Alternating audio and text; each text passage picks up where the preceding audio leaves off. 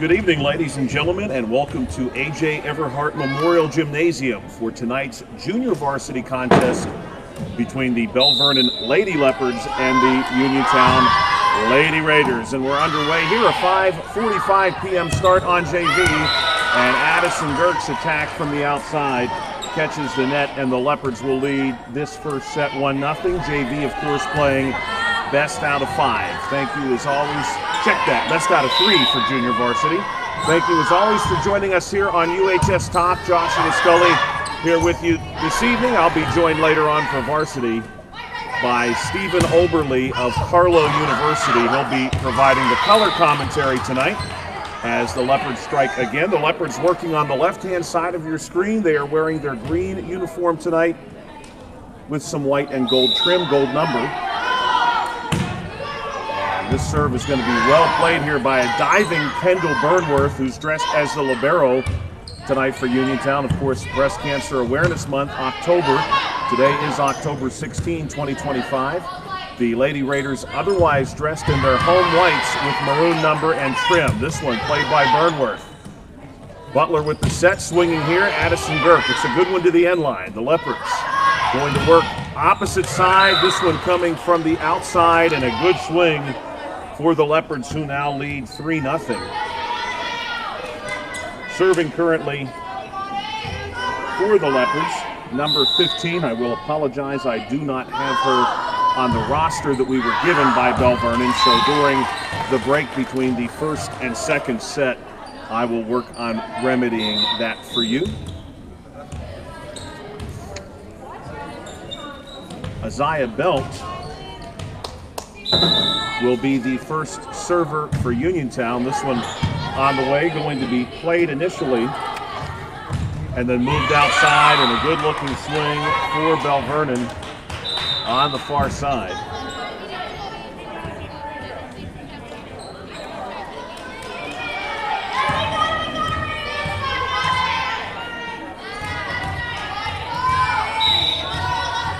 Leopards lead 4-1. Serve on the way, short one, going to be played first by Feather, then Taylor Dennis gets a hand on it.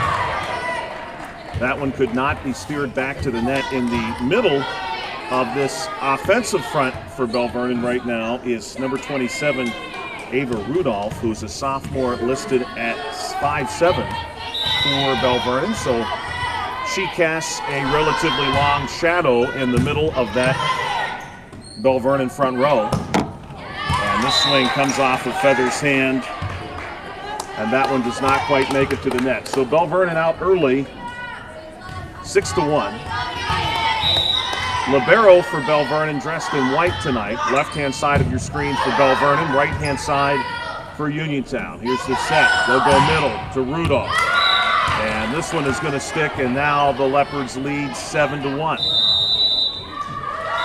And that will bring up a timeout taken here by Uniontown. Again, Junior Varsity will play best of 3 tonight. First team to win 2 sets. We are anticipating our varsity match to begin relatively 20 or so minutes, perhaps 25 minutes after the conclusion of our Junior Varsity contest tonight. We'll take a short break here on UHS Talk, and we'll be back in just a moment.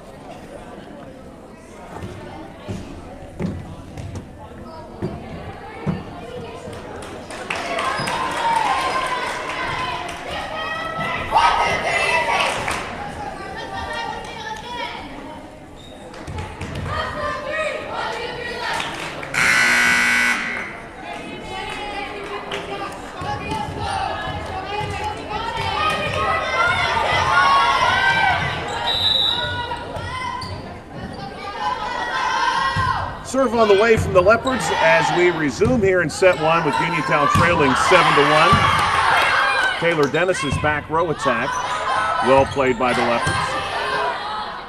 Belle Vernon again looking this time to attack from the right side, and that one is able to get through.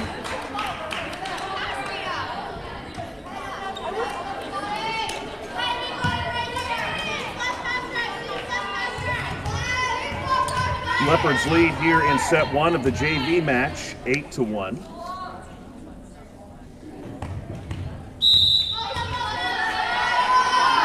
the serve from the Leopards is not going to make it here, so an opportunity for Uniontown. Uniontown Junior Varsity under the direction of Coach Ryan Wagner.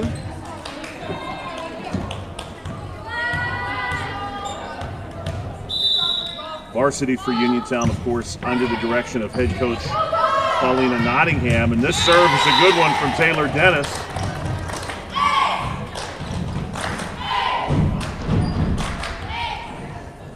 And during the break between the first and second set, I will leave our sound up and the camera rolling, but I will be moving over to the Belle Vernon bench to confirm some of these numbers for us, because very few of the players that have been used thus far in this JV match for Belle Vernon are on the roster that we were given prior to the start of the contest. So we'll see if we can clarify some names and give these Lady Leps recognition, as their team is off to a good start here, leading 8-4. Right side attack, good touch there by Paige Butler, but the ball will escape the Lady Raiders and travel over to the score table.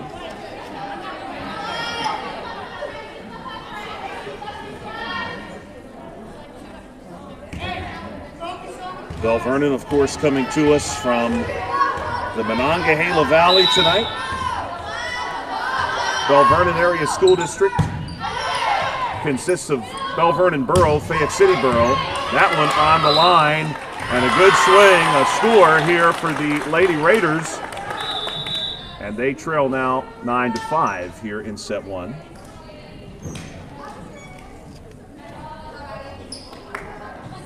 But Belle Vernon Area School District consists of Belle Vernon Borough, North Belle Vernon Borough, Fayette City Borough, and Washington Township in Fayette County, and then Rostraver Township in Westmoreland County. So if you live in Washington Township in Fayette County, this one going to get a touch from Taylor Dennis. Kendall Burnworth trying to save it, and Rhiannon Feather oh so close to getting that across the net. But if you live in Washington Township, Fayette County, or in Fayette City Borough, also in Fayette County, you live within Belle Vernon Area School District,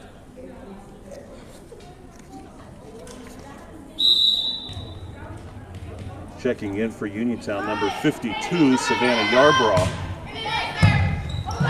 Dennis is going to send this over in one. Now the set goes outside, swinging there. A left-handed swing for the Lady Leps.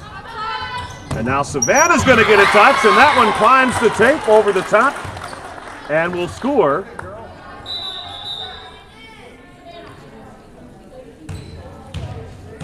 Great work there for Uniontown. Uniontown back to just down 4, 10-6 here in set one against Belle Vernon. This Belle Vernon team very good this season. Their varsity team just 3 losses. We'll talk more about that later in the broadcast.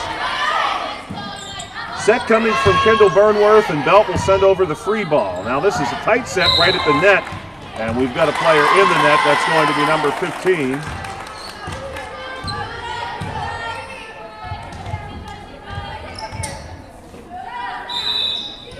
Now Rhiannon Feather to serve. This serve, a high arcing one.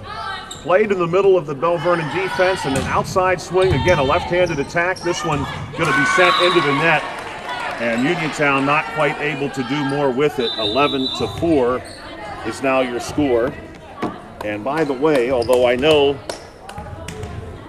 it is not especially easy to see, but in the upper right-hand corner of your screen, you can see the scoreboard. The number to the left is the Uniontown score, and the number on the right is the Belle Vernon score. And the Lady Raiders strike here 11-8 now in set one. And Katie White is going to have the serve. White will drop back and send this one from the first O in Uniontown. It's on its way, a line drive. Leopards looking to send this one a free ball over. And now Uniontown will see if they can use a good set here. Maria Capon in the middle. Capon a tip, covered up by the Leopards. Coming back the other way. A big swing, and it's a good one for the Leopards. And your score now is 12-8 in favor of Belle Vernon. Thank you, as always, for joining us on UHS Talk tonight. This is our final volleyball contest of the season, so we'll soon be turning our attention to girls basketball and to swimming.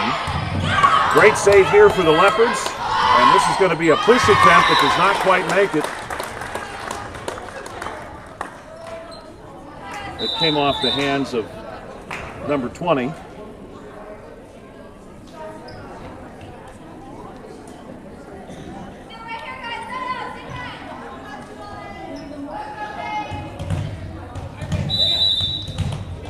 Paige Butler will serve for Uniontown. Serve on its way, just covers the tape, and a diving effort by the Leopards will not save it, and Butler adds to the Uniontown score, and we've got a timeout taken now by the Leopards. 12-10 here in set number 1. Coming up after this match, our varsity contest between Uniontown and Belle Vernon, Uniontown's final match of the season.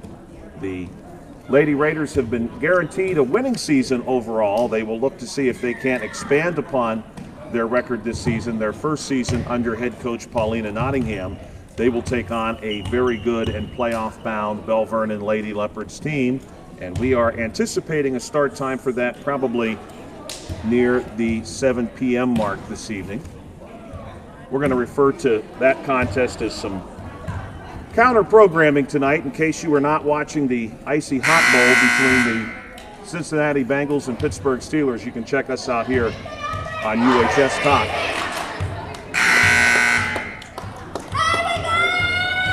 Timeout has concluded. Kendall Burnworth, the libero for Uniontown, again wearing pink tonight, and number 7 will take her spot in the middle of this Uniontown defense, and Butler's serve is a line drive that catches the net and drops back on the Uniontown side. So the Leopards need a dozen more to close out a set 1 victory. Serve on the way, this one. The service error is given right back to Uniontown, and now the Lady Raiders again trail by just 2. We'll see Taylor Dennis check in for Uniontown. And Rhiannon Feather also back on the floor. Our line judges here for set 1, 2 varsity players, Kalia Tyler, Kamari Scott. Good looking pass here for the Leopards. Back set, they go right side in the push. Well played by Dennis. Here comes the set from Butler. Swinging, Rhiannon Feather through the block, and the Leopards will scramble to get across a free ball. Now coming back the other way. Butler, back set, Maria Capon!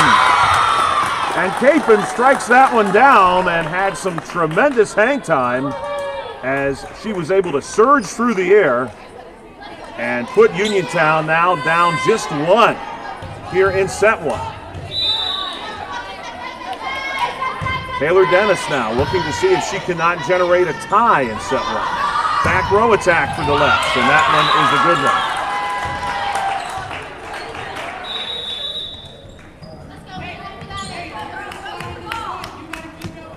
Substitutions coming on for the Leopards.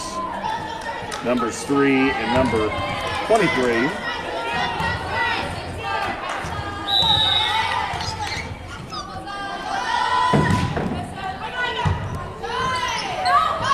Uniontown will need to send a free ball. They're not able to.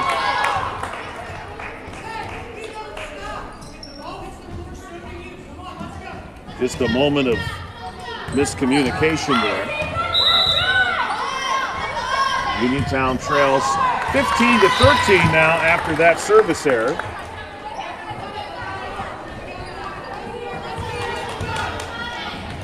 And Kendall Burnworth, Uniontown's libero, will step back and will send across the serve. The lefty drives this one off the touch. And that one was probably long. The Leopards did make contact with it though. And now Uniontown again with an opportunity to tie, 15-14 in set 1. Uniontown looking to mount what would be a pretty significant comeback to draw a tie in this set. They trailed early to the Leopards, who came out of the gate quite hot. Katie White saving this one. Now the Leopards are in trouble, and that one hits the hardwood. And now the Lady Raiders have a true opportunity to take their first lead of set one. Kendall Burnworth, the Uniontown libero, will send this one to the net, and that one drops in for an ace ahead of a diving Lady Leopard. And Kendall Burnworth has just given Uniontown their first lead, 16-15.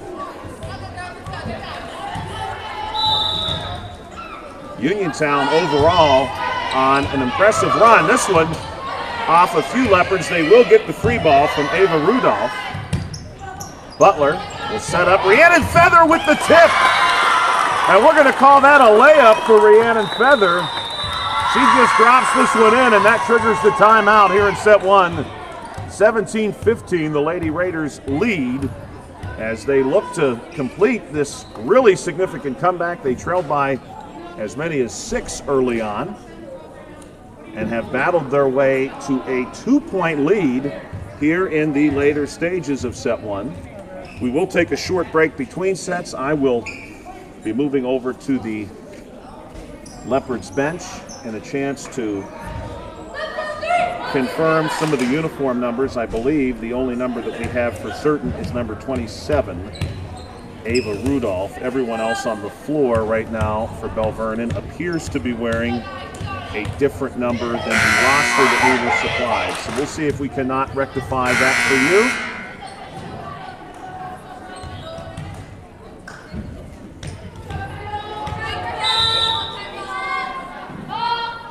Kendall Burnworth looking to keep a good thing going. Set. We'll go middle to Rudolph, and this one's going to be touched by Burnworth and sent out of play. And now the Lady Leopards trail by just one. And it will be Rudolph who wins the serve. Rudolph, a line drive, played first by Dennis, tight pass, and Butler not quite able to get that one off the net. She was very close to doing so. Those are never easy plays to make. Paige Butler, a really strong player for this Uniontown Red Raider team. And this one's going to go off of Burnworth's hands and out of play.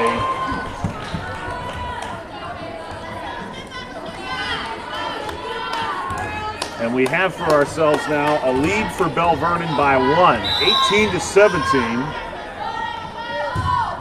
The Lady Leopards now putting together what we can call at least a mini run. They trailed 17-15 just a moment ago. Push coming from the middle, touched by Burnworth, going to be saved and sent over the net from the floor. Now this one sent back in two. Dennis to White. White knuckles this one over, and Katie White with the curveball over the net. And the Lady Leps had no answer for that, and we are tied at 18.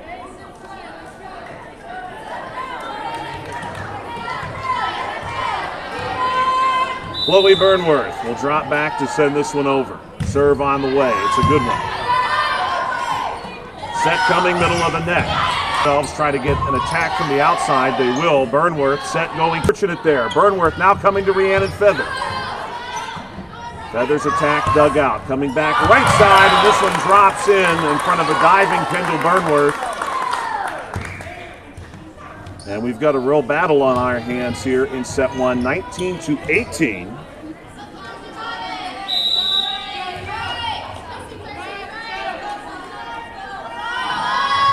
Serve on the way.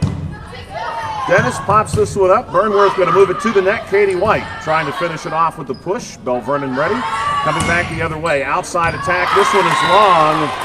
And line judge Kalia Tyler to our right side. Good call there. And we are tied at 19. Isaiah Belt checking back in for Uniontown.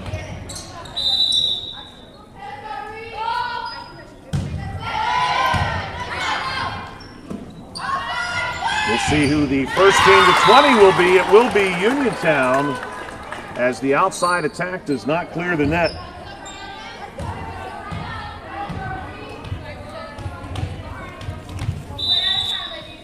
Rhiannon Feather with a chance to build upon a 19-20 advantage in favor of Uniontown, and that's going to be an ace. 21-19. Uniontown now just needs 4 more to close out a significant come-from-behind win in set number 1. This one is set wide toward the Belle Vernon bench.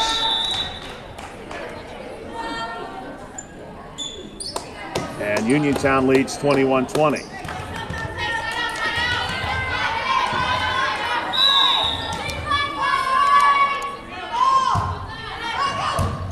Serve played by Kylie Morris. This one tipped over and wide, and we're tied at 21.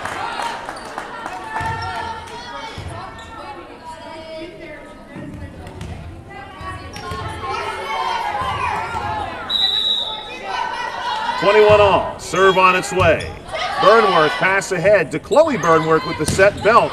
A good swing, and this one is touched. And Isaiah Belt has just put Uniontown ahead by 1, 22-21. That swing to the end line, and the Leopards not quite able to get there in time. Substitutions on the Belle Vernon side. Now here's Katie White. And this one is going to be sent into the net, 22 all.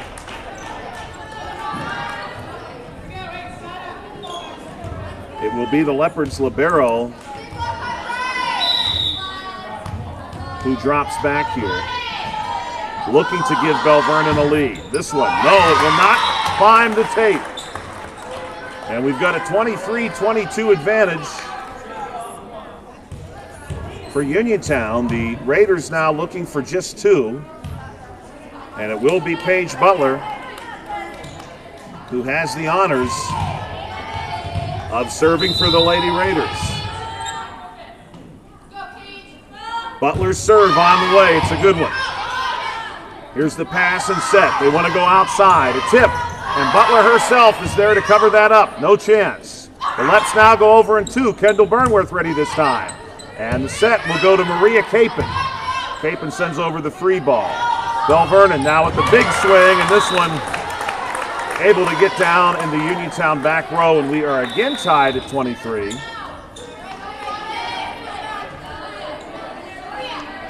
And a substitution coming in for the Leopards.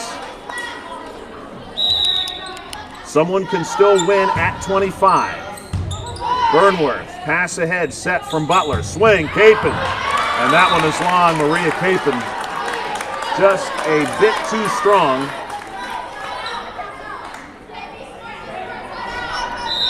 And now Belle Vernon needs only 1, and we've got a timeout from Uniontown. Don't forget, coming up after our junior varsity match, we will have our varsity match roughly 20 to 25 minutes following the conclusion of junior varsity. We will mute the feed.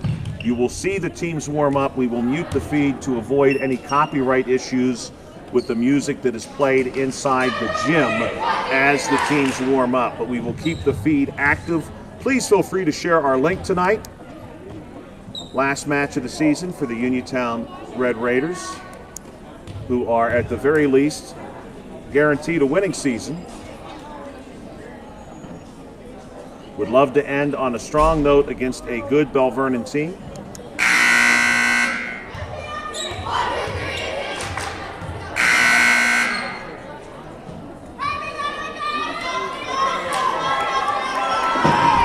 And the Leopards are looking for 1. Here's the serve. Played by Burnworth, pass to the net. Tip over against Uniontown, and that one is going to stick.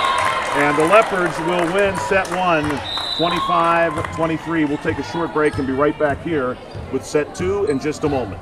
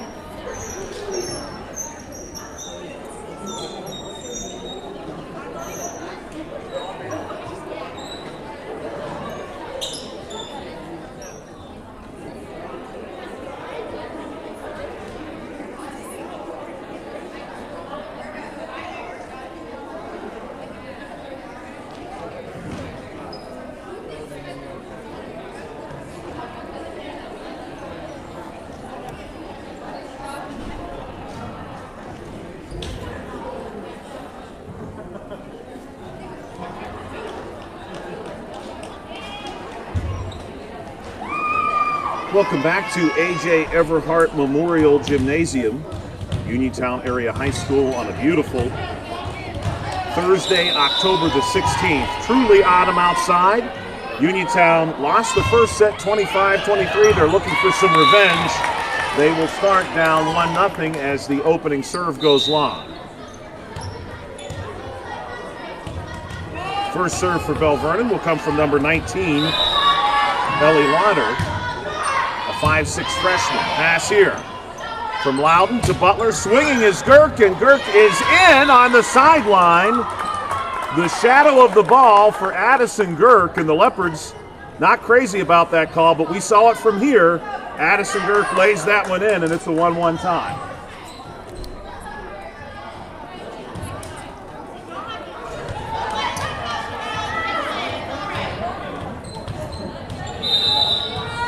Girk, Feather, and Capon in the front row right now for Uniontown. The serve from Kyra Witt catches the net, and the Leopards lead 2-1. I'd like to thank the Leopards coaches for helping me out between sets. They gave me a complete roster that includes their JV. The initial roster was actually just their varsity roster. They said no one had asked them for a JV roster before, and Maria Capon powers through the block. And it's 2-2 here in set 2. We play best out of 3 for JV, so a victory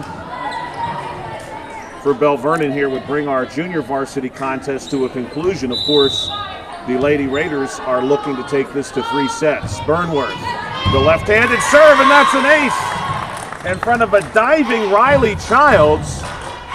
And Childs waxes the floor. Burnworth gets the ace. And now she's looking for a pair of aces. 3-2 your score. This one off of Child's hands. The set goes outside. Good looking swing, but long from number 23, Addison Newman. This JV team for Belle Vernon includes and features even multiple freshmen, so keep an eye out for that group. Uniontown also a young team. Burnworth sends this one over. Nearly a collision on the Belle Vernon side. Childs will send over the push. Burnworth there to play it. Feather hitting from way, way outside. Gets that one over. Now a push coming back. Looking for the middle. Not there. Burnworth. Check that. Butler returning the favor. Now the Leopards not able to answer. And Paige Butler finds a good spot for Uniontown. And the Lady Raiders now lead 5-2. If you had missed the first set, the Leopards led early. Significant lead even. Uniontown battled back. Had a relatively good lead at one point in time before the Leopards were able to rally and win. And right now everything is coming up Uniontown, and that's going to bring about a timeout for the Leopards.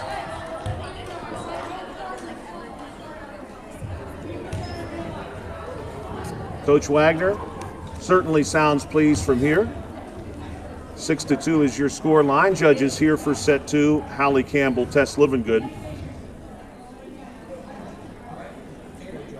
Line judging in volleyball is a thankless job, but if you get for yourself the training and you line judge at the college level or beyond, it can be lucrative work. At this level, of course, our line judges are generally athletes, varsity players for the JV, and then vice versa.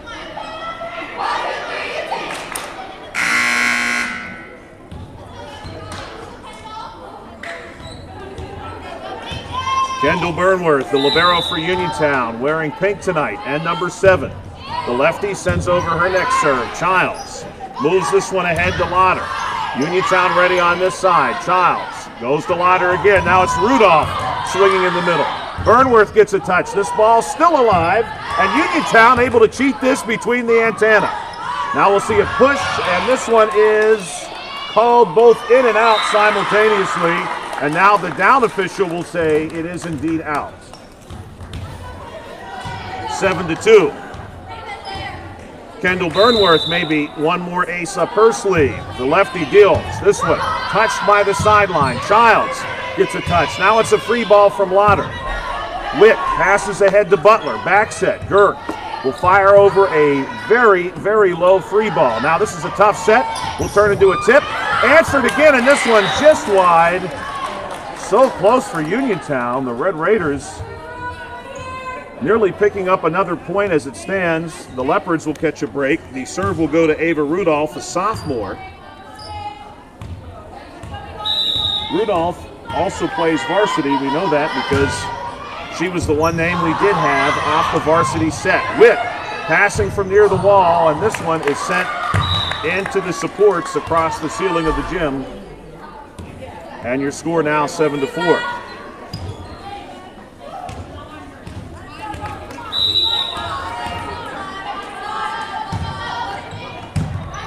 Feather with the pass to Butler. Set goes. Little give and go here for Rhiannon Feather. And she does play basketball, and that is bringing a basketball play to the floor. Would have loved to see Rhiannon dunk that one. The Lady Raiders lead 8-4.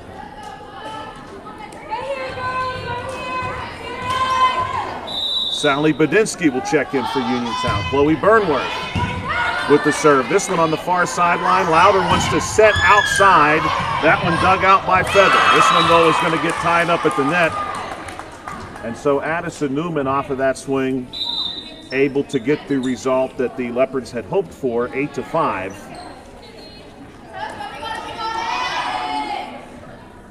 Dina Trump. Just off your screen to the left will be the server for Belle Vernon. Here is that serve. First played by Witt. Now it's going to be Chloe Burnworth back to Witt, and Witt tries to uppercut this one.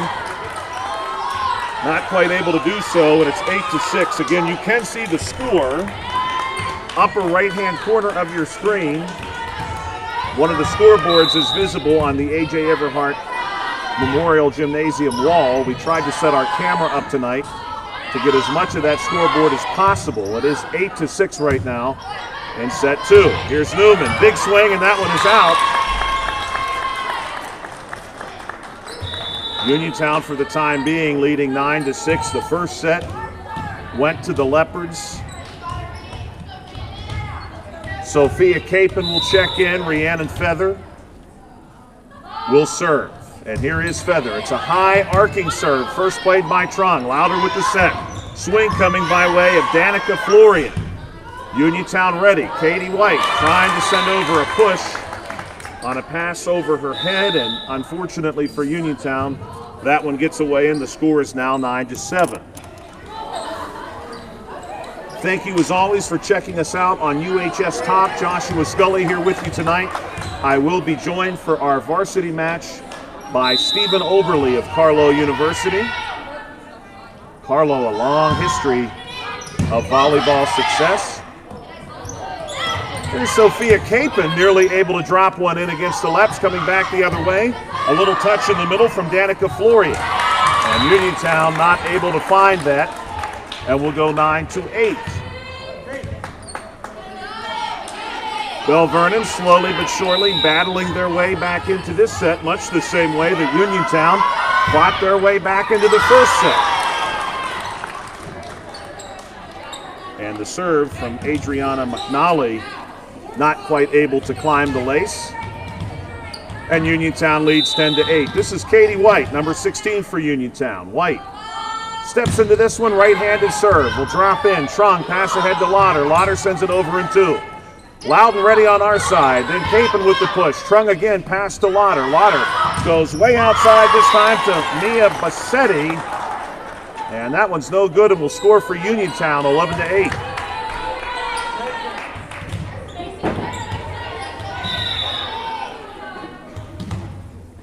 Katie White. This one, a line drive, will be played by the Leopards. Great effort there. Coming back, a little tip from Sophia Capon. Trung to Lauder, sends it over in 2. And Lauder is able to find where the Lady Raiders are not. Coach Wagner affirming that for his players as to where he would like them to be in that scenario. Capon will drop back to help in the back row here. Burnworth going to operate as your setter. This pass sent in the wrong direction by Uniontown. And your score is 11-10. Uniontown still leading. Uniontown established a significant lead early. Childs for the Belle Vernon Leopards. Sends this one across. This will be long and out of play. Uniontown back ahead by 2. Belle Vernon Area School District does, of course, include some students from Fayette County, Fayette City Borough, and Washington Township in Fayette County, both part of the Belle Vernon Area School District. Fayette City Borough home to about 500 people. Washington Township home to about 4,000. Butler sends this one over. Played by Child, sent across to 1. Burnworth pass to Butler. Butler going to set our way to Sophia Capon. Now coming back, a little tip here from Florian will not get in. Check that, Bassetti on the tip. Coming back, Uniontown with the push. They'll go back to Bassetti. Bassetti a bigger swing this time. Back corner pocket. 12-11 now your score. Uniontown holding on to a 1-point lead. Varsity head coach Paulina Nottingham giving some instruction from the bench. Serve on the way from Belle Vernon. This one drops in for an ace. And Ellie Lauder has tied this one at 12. Taylor Dennis will check in. She'll take the middle of the back row over. This serve will go to Kendall Burnworth, the libero. Back set, Sophia Capon. Capon wants the push. A high arcing push. Coming back the other way, Childs. Back set to Bassetti, and Bassetti drops this one in.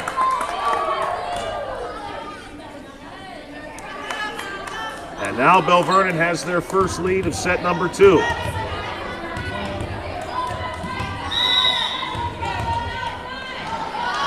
Serve from Lauder. Dennis, first play, Butler. Little setup here in the middle to Capon, and Capon is blocked, but Uniontown is ready to cover. Great work there by several Raiders. Paige Butler getting it over. Now this is a great dig by Taylor Dennis, and the ball goes into the net and cannot be played further. Thank you as always for joining us on UHS Talk as we prepare to transition these broadcasts into girls basketball and to swimming here at Uniontown Area High School. We continue to look for student volunteers who will be able to help in multiple elements of this broadcast. And if you're interested, please reach out to Mr. Harry Kaufman, our athletic director, or myself, joshua.scully@uasdraiders.org, and we will get you involved, certainly. That attack no good from Belle Vernon. Uniontown trails by 1. Sophia Capon, one of 2 Capons on this junior varsity team, will handle the serve. Sophia's serve is a line drive.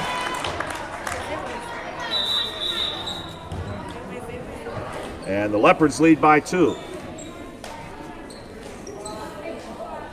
Belle Vernon sends in a few substitutes, including Evelyn Matthews, a 5'4" sophomore who's listed as a defensive specialist.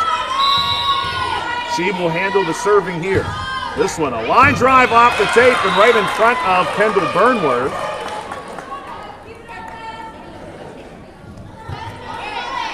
And so Matthews will see if she can't put another serve over the tape. Those serves always difficult to play. This one higher, going to be played by Burnworth. Beautiful pass to Butler. Butler back set, Gerth, big swing, going to be touched by Matthews. Now the set from Lauder is going to go out to number 23, Newman. And this one drops in, and right now the Leopards are on a bit of a roll. They lead 17-13. Don't forget, basketball season is indeed just around the corner. Swim season as well, so if you're a student at Uniontown Area High School and you want to get involved, we'll be working on those schedules very soon. Feather with a touch to Capon. Capon trying to find a spot, no luck. Childs going to set it our way, and a big swing from the right side by Taryn Nicklow. This is going to be a free ball for Maria Capon. Set goes ahead, now middle, Rudolph. Well played again by Uniontown. The Raiders sensing some urgency here, trying not to let the Leopards go up by 5. Here's Butler, back set, Capon, big swing. This one going to be absorbed by Matthews and not able to get it back across the net. And Maria Capon torched that ball toward the end line. She'll give way to Katie White. And Kendall Burnworth will serve. There are 2 Burnworths as well on the JV team, Kendall and Chloe. This one goes to Childs, played by Lauder, outside, swinging. Outside is going to be number 23, Newman, and that one is able to drop in off a touch.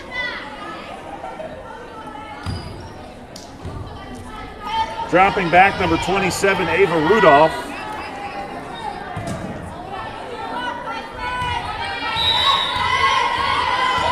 Rudolph ready to go. Belle Vernon needs 7.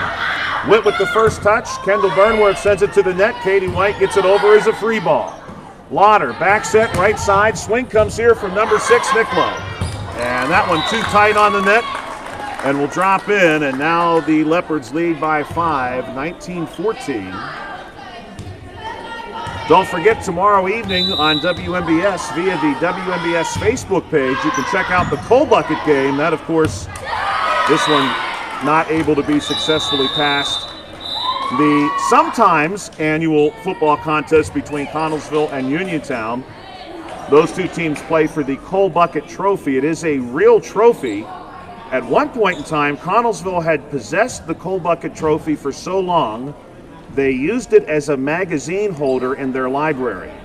They assumed that they would never give it back. Uniontown did reclaim the Coal Bucket for a few years earlier in this century, and they will look tomorrow night to reclaim it yet again from the Connellsville Falcons. That'll be a 7 p.m. kickoff from Connellsville Area High School football field.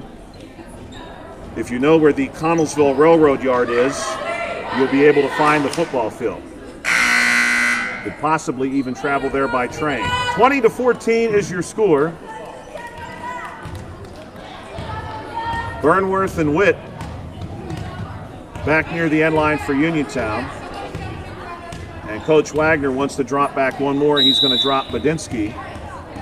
Many of the players wearing pink accessories tonight for Breast Cancer Awareness Month. Right at the net here. This one drops over, but no, we'll have a player in the net. No, a double hit violation. And perhaps a player in the net. He was giving the number. 21-14. Uniontown now looking to bear down. Kendall Burnworth, pass to Chloe Burnworth. Set goes middle. And this one not able to get over the net. Katie White trying to drive that one down on the Leopards, and it's 22-14. Just as a reminder, between JV and varsity, we will be muting the broadcast just to avoid any copyright issues. That serve is long. And serving now for Uniontown is the other Burnworth, Chloe. Chloe would tell you that she's the nice Burnworth. I don't know that that's necessarily true. Here's the serve from Chloe. This one going to be touched by Childs to Lauder. Lauder back set. Wants to go here to number 6, Nicklow. Now Chloe Burnworth sets up middle. Push from Katie White. Going to be moved by Childs to Lauder. Now Lauder goes outside. Big swing from Newman. Gets a touch from Witt, and that one goes out of play, 23-15.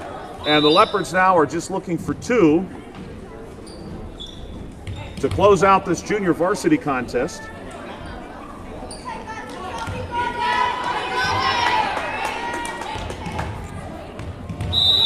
(23-15).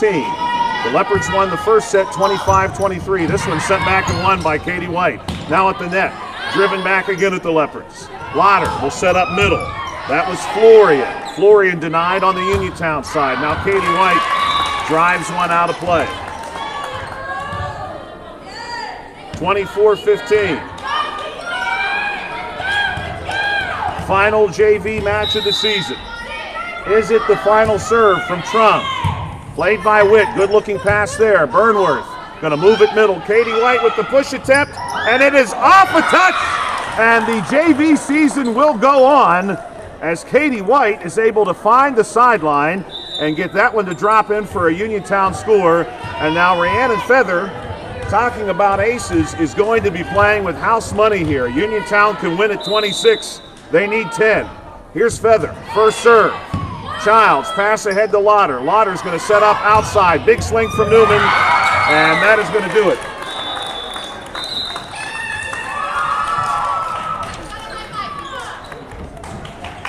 Set one goes to Belle Vernon, 25-23. Set two, 25-16 to the Leopards, and they win the best of three, 2-0. When we come back, it'll be time for our varsity contest. We will be muting the broadcast in the meantime, just to avoid copyright. We have 20 minutes on the clock. I think our start time for varsity will probably be very near to 7 p.m. or perhaps just a moment or two after. Thank you for checking us out on UHS Talk. We'll be back with you around 7 p.m.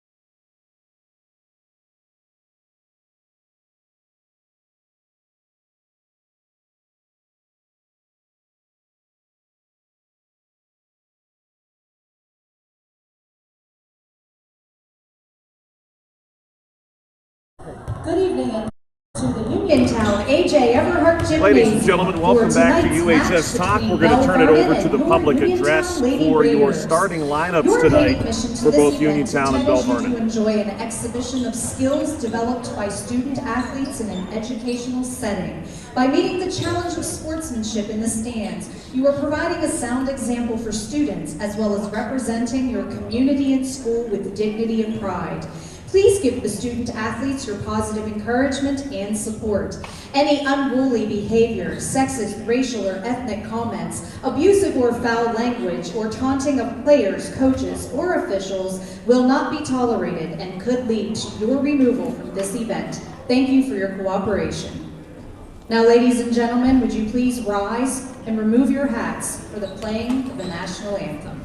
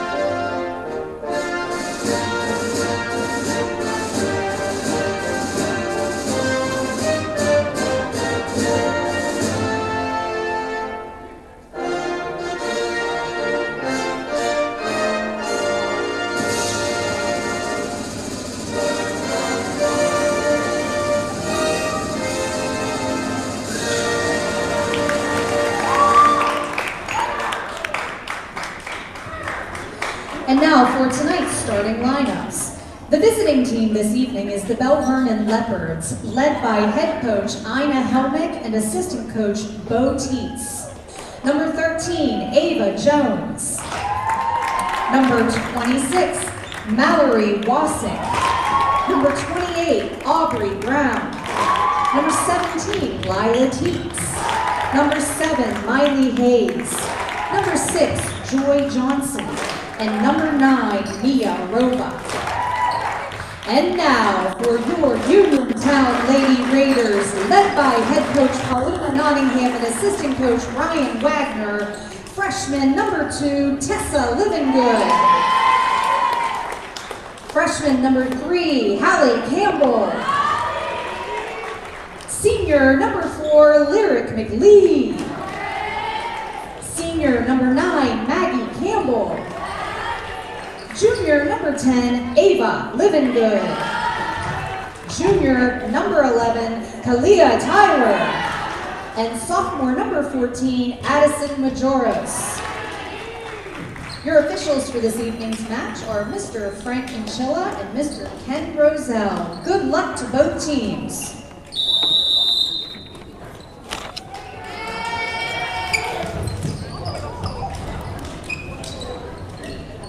Good evening again, ladies and gentlemen, and welcome to A.J. Everhart Memorial Gymnasium in Uniontown Area High School. Thank you for joining us on UHS Talk. Joshua Scully with you tonight alongside Stephen Oberle from Carlow University. Stephen was with us for a match earlier this season. Stephen, great to have you back. Thanks for having me again, Josh. Tonight, the Uniontown Red Raiders will take on the Belle Vernon Leopards. Belle Vernon will start on the left-hand side of your screen. They wear green with gold and white trim. Uniontown in their home whites. They have maroon and black trim. They'll be working on the right-hand side of your screen. Coming into this contest, Uniontown with an overall record of 9-7. They are 4-7 in 3A Section 3. Belle Vernon is currently in second place in that section. They are 14-3 overall, 8-3 in the section. Interesting footnote for these two teams: neither of them have lost an out-of-conference contest on both sides of the net tonight. The only losses have occurred within section. Maggie Campbell, one of Uniontown seniors, preparing to play her last ever volleyball match here at A.J. Everhart Memorial Gymnasium. She is going to get us started. The Raiders will be serving right to left. Also a note, in the upper right-hand corner of your screen, we have positioned the camera tonight so you can see the scoreboard here inside the gym. Right now, we're ready to get set number 1 underway. Best of 5 for varsity tonight. Belle Vernon won Junior Varsity 2 sets to none. Little tip across here for Belle Vernon to get us started. The Raiders not able to respond. Tip coming by way there of sophomore Aubrey Brown, who is listed at 6'1", only in 10th grade, Stephen. That height, you cannot coach, you cannot teach it, it just happens. It's a great gift to have on your team, right? Truly is. Majoris, that's Addison Majoris, dressed as the libero for Uniontown tonight. She wears number 14 and has a pink uniform on for Breast Cancer Awareness Month. Tip dug out by Majoris. Back set, free ball comes from Lyric McGlee, another senior for Uniontown. Set going to go outside, and it's a big, powerful swing from number 26, Mallory Wasick, the 5'8 senior, but that one is long, and Uniontown is on the board, a 1-1 tie. Dressed as the libero is Joy Johnson on the Leopard side. Johnson wearing white tonight for the Leopards. Everyone else in green. Serve comes from Lyric McGlee. Pass ahead. Here's your set by number 13, Abby Nichols. A big swing again from the outside. That was Lila Teets, and Uniontown will pick up a point here as the Leopards not quite able to cover that one up. Nichols throws herself onto the floor, but she's not in time. Steve, one thing many people do not know about Belle Vernon area school district as we see McGlee serve. This one passed in the wrong direction. Scrambling there is Nichols, and that set, although well placed, not able to be worked on by Teets. A very small part of Fayette County, Washington Township and Fayette City Borough, the students from those two areas attend Belle Vernon area school district. It's a pretty large school district now, huh? Yes. So a portion of it in Westmoreland County, that's Belle Vernon Borough, Ross Draper Township, and North Belle Vernon Borough, and then those two segments of Fayette County make up the school district. Set here comes middle, and there's a block by Ava Livengood against the equally tall Aubrey Brown. Brown wanted the tip, and Livengood popped up in the air. Josh, I got to point out that play doesn't continue. We don't get that point if it's not for libero number 14, Majoris. Addison, oh, and we have a collision here, Steve. Nearly a uppercut between two Leopards. Majoris has had a great season, and this one scores off the block as Aubrey Brown was there, and Ava Livengood just powers through it.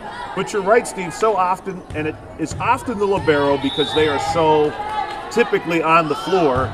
But your defensive specialists who make that good initial pass, there's one from Johnson on the Leopard side, and a great block from Ava Livengood, who is channeling her inner Dikembe Mutombo. Maybe a spirit player, I know, a different sport, but my goodness, that is how Ava has looked. You know what I wanted her to do there, Steve, and you'll remember this from when we were kids. Do you remember the pumps, the sneakers, the Nike pumps? You would, right here in the tongue of your shoe, you'd pump them up, and you were supposed to be able to jump higher. I had a pair when I was a kid. I think Ava actually has a pair of those on right now. Blast from the past. How about that? That's absolutely right. As Uniontown leads 6-1. This Belle Vernon team, by the way, is playoff bound. Let's take a minute and talk about the entirety of Section 3 and 3A, where Belle Vernon and Uniontown both play. In front, Thomas Jefferson. They're 11-0 in the section, 13-3 overall. Belle Vernon 8-3, 14-3 overall. Laurel Highlands 8-3, 9-6 overall. Ringgold 6-5, 10-5 overall. Uniontown 4-7, 9-7 overall. And then Elizabeth Ford and Albert Gallatin round out Section 3 in 3A. Pass from Johnson, and the set's going to go outside. Here's a swing from Teets, and that one will strike home. A beautiful set there, put up by Abby Nichols, the 5'7 junior, and Belle Vernon gets a badly needed score to make this one 6-2. And your new server for the Leopards will be number 26, Mallory Wasick, the 5'8 senior. Wasick had a really big swing earlier today, but was long on that swing. Now here's McGlee, little pass ahead. Campbell going to set up Ava Livengood, and Livengood will be denied by Wasick. Now the set goes outside. Here's a swing from number 9, Mia Roebuck. Nothing happening this way. Orendorf for Uniontown wanted to power that one through Brown and catches the net. Certainly, Stephen, you can appreciate, I think we all can. We've got some seniors on this Uniontown team, 3 of them, as a matter of fact. They are playing their last ever volleyball match for the Red Raiders. Yeah, I mean, there's so many emotions and feelings that come along with that as well. You know, it doesn't mean your competitive playing days are over. Obviously, you know, these ladies could have an opportunity to go on and play at a collegiate level. But you know, this is you know, it's a special year for these seniors, these young ladies who are just, they really, you know, they just need to capture the moment, right? And just be in the moment and just soak it all in, because it's a tight-knit group, and this is the last year these ladies will be together. Right, really try to enjoy it. Try to capture the experience for yourself, the feeling of it, of being out there, of what it was like to maybe pull off a final upset against Belle Vernon. And certainly on the Leopards side, as they anticipate the postseason, the playoffs just around the corner, you don't want to back into the playoffs. I'm sure they probably came here tonight thinking, we want a big win, a statement win against a good Uniontown team, a Uniontown team that's going to finish over 500 regardless as to how this finishes tonight. Orndorff just a bit long. But you want the statement win. You don't want to lose even on the road and back into the playoffs. So this is an important matchup for the Leopards too. Absolutely, Josh. You know, you want to get that momentum going into the postseason here, and you want to really kind of, you want to be hitting your apex, hitting your peak at this point. Head coach for Belle Vernon, Ina Helmick, certainly pleased with how her JV squad did.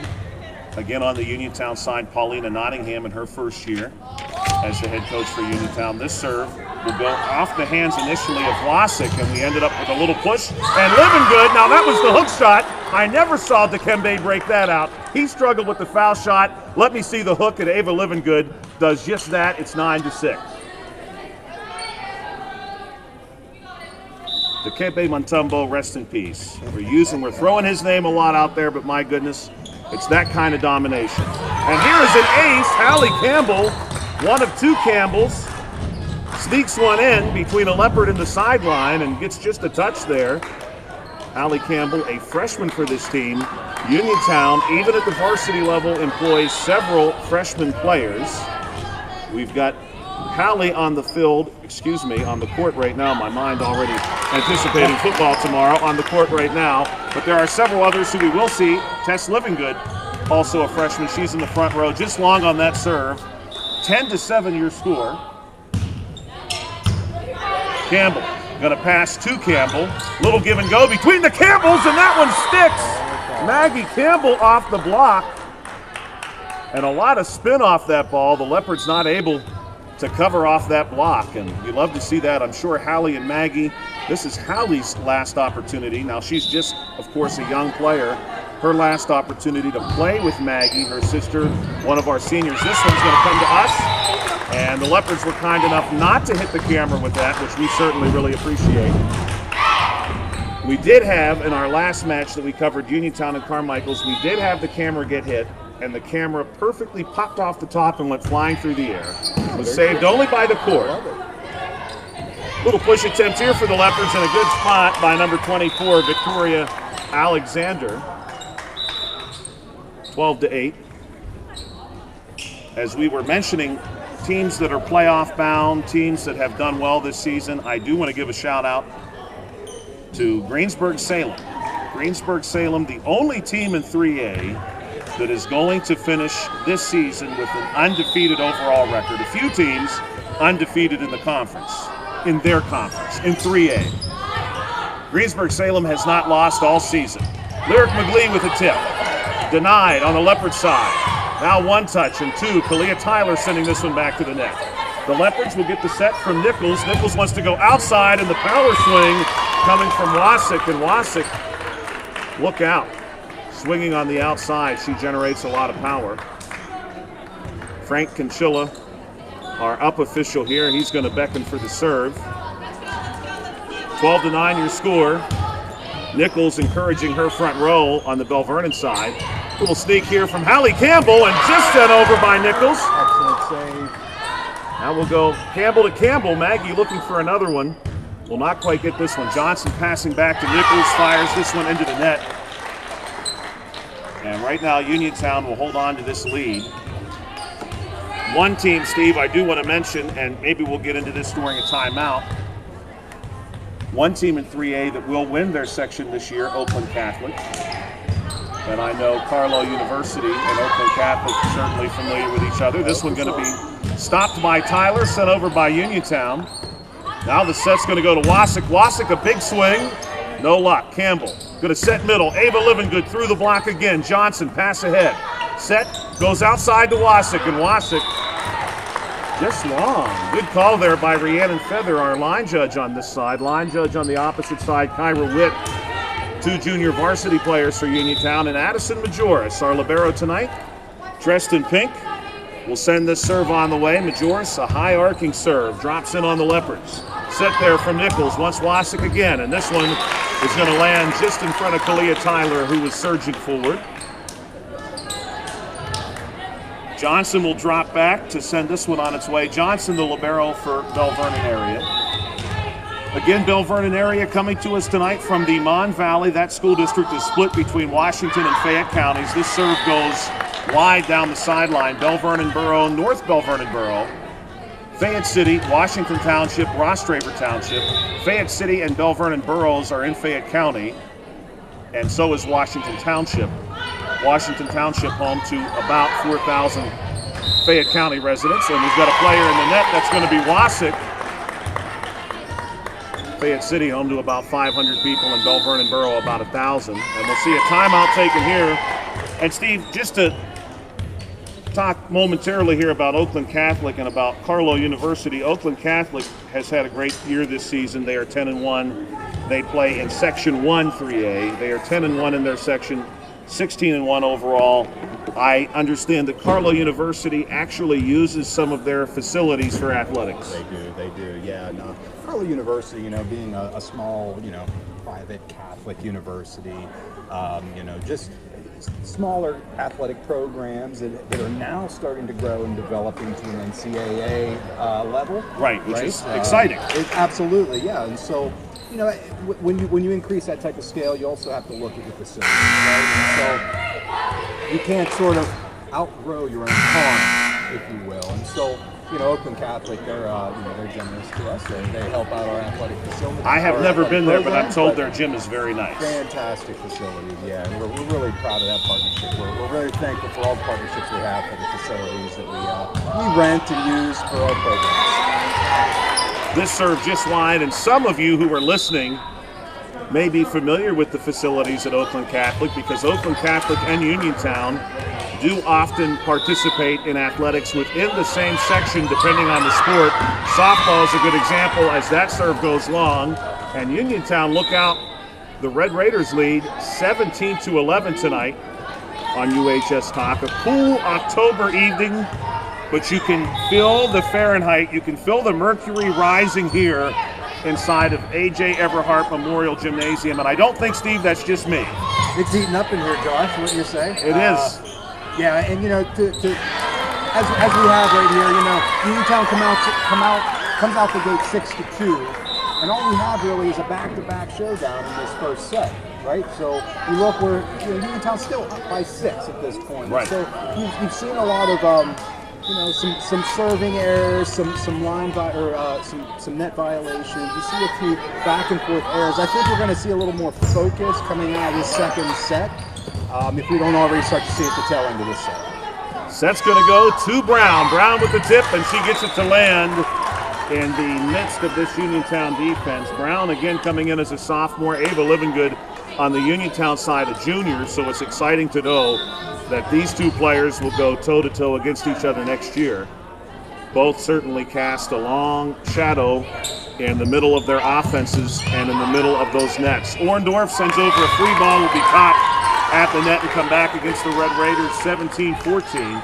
And Steve, as I shared during the JV contest, I hope you'll appreciate this. I saw us tonight and you hear this during the Super Bowl, you hear a lot of buzz about counter programming, what the other networks are going to show during the Super Bowl to try to lure viewers away, as McLee has this one land at her feet and she pops it off the net.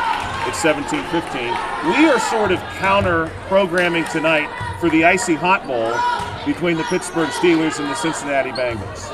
What a showdown tonight we have in Cincy, huh? The combined age, 80 years of age. Yeah, I think even 81. I think even 81. But Steve, that gives me hope. I actually appreciate that because both of those guys are actually older than I am. And if they can go out there and still do their job at a high level, that might just draw me out of bed tomorrow morning. Josh, don't change your career at this point. No. My body could never deal with that sort of abuse, certainly not on a regular basis. Here's Hallie Campbell with a shot at Wasik covered up. Now back set going to go our way toward number 17, Lila Teets. Uniontown again ready. Now the set from Nichols will go outside. This is a big swing from 9, Mia Roebuck.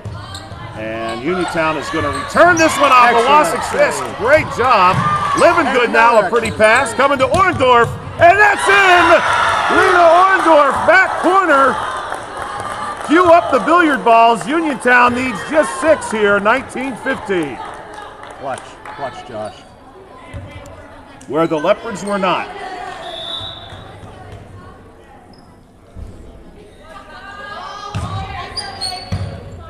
This one going to be set outside. Here's Roebuck again. A little tip. Maggie Campbell says no way. This one's going to come right back to the other Campbell. That was Hallie Campbell swinging right side here for Uniontown. Living good to Living good.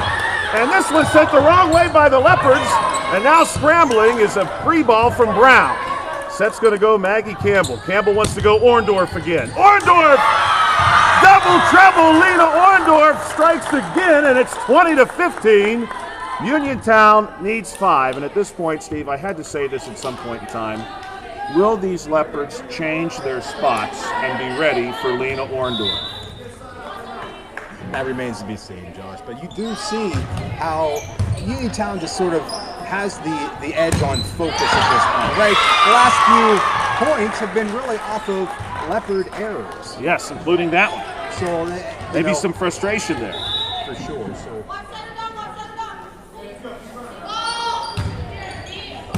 Wasik, pass ahead, set from Nichols. They want Brown, and Brown will finally end this Red Raider run.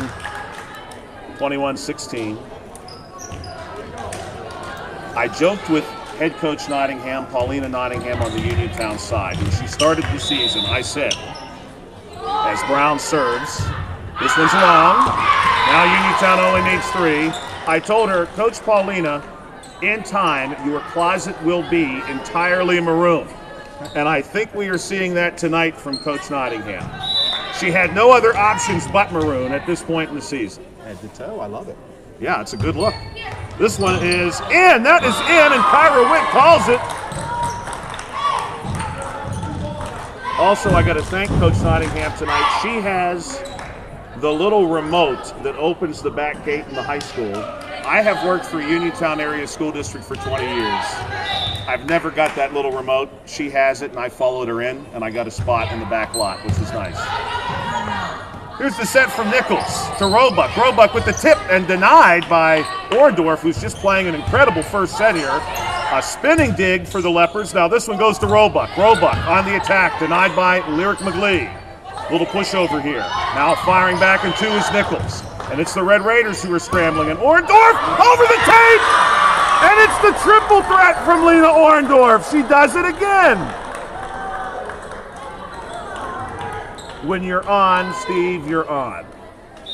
Yes, and we're at set point at this point, so let's see if we can put a stamp on it. Hallie Campbell who wins set 1. Back set from Nichols comes all the way toward us. That was 17. Lila Teets looking to prolong set 1. Now Nichols will go middle. And a little tip here from 24. Victoria Alexander is out. And that does it for set 1. 25-16. A really impressive set 1 victory for Uniontown, Steve. Steve, now, one thing we do want to talk about tonight for sure. We mentioned Carlow Athletics. Carlow's volleyball program has been very successful as of late. We've seen them certainly at Penn State Fayette take on our local Penn State Fayette team. And we have seen them at the USCAA National Tournament, the National Volleyball Championships, played at Penn State Fayette. That's coming up in just a few weeks in November. And it's fair to say that the head coach of Carlow University, their women's volleyball program, has coached that team longer than many, many, many people in this gymnasium have been alive. Absolutely. Yeah, long-standing piece to the pie, if you will. Someone that the campus actually really relies on, not just for athletics, but a lot of other services that they offer on campus, and just a big help in the athletics department in general. It's exciting to see that they're coming to Uniontown in a way. Yes. You know what I mean? It's to see them on the grand stage at the USCA in a power ranking form, and looking good this year. Really looking good. So I might come down and watch a game. Should be entertaining, I think, and I believe, I could stand to be corrected on this, but I think Coach Gall now has 34 seasons in. I think it is 34, which is incredible. That's impressive.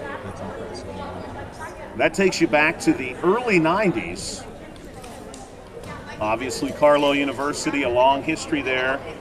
Founded originally in the 20th century, early 20th century, by the Sisters of Mercy, who came here from County Carlow, Ireland. That is Southern Ireland in the Republic of Ireland. And Carlow, one of many long-standing educational institutions in the Oakland neighborhood of Pittsburgh, a neighborhood that is just associated or even synonymous with education. Absolutely. Yeah, and close ties too. Our university president is from Pitt originally, so made a short, just across the street move. Zip-lined out of the Cathedral of Learning, I suspect. You got it, yeah. Which would be a lot of fun. I don't know that that's a thing, but sign me up. I've had a good life. Do some zip-lining. Our officials will confirm the lineups here for set 2. Uniontown, the winners of set 1, 25-16. Belle Vernon did win 2-0 Junior Varsity. The first set was very, very close, 25-23, but in the second set, the Leopards got the best of the Red Raiders. On the floor right now for the Red Raiders, we have both Living Goods, Kalia Tyler, and both Campbells. And one Living Good, Tess Living Good, will give way to Addison Majoris, the libero. Uniontown will drop an extra player back to receive the serve, and now here's Hallie Campbell. Sets up Ava Living Good. Good cover there by McGleese, some quick hands, and they send one over. Well played on the Belle Vernon side by Miley Hayes. And this one will score for the Leopards. And they'll lead by 1. Abby Nichols, who's set for the Leopards in set 1, will drop back and serve here. This is a line drive and in, a moment of miscommunication there for the Red Raiders. The Leopards did beat Uniontown in their first meeting. That was at Belle Vernon Area High School.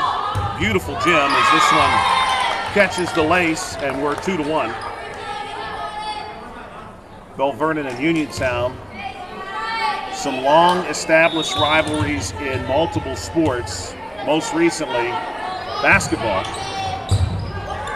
Boys basketball specifically, where those two teams have really battled over the last few years. And Brown, speaking of battles, will get a block against Ava Living Good. And Josh, you're starting to see some life from Belle Vernon here now. It'll be interesting how we see the change in tone of each team, the bench, see how this affects communication on the floor. Something to watch.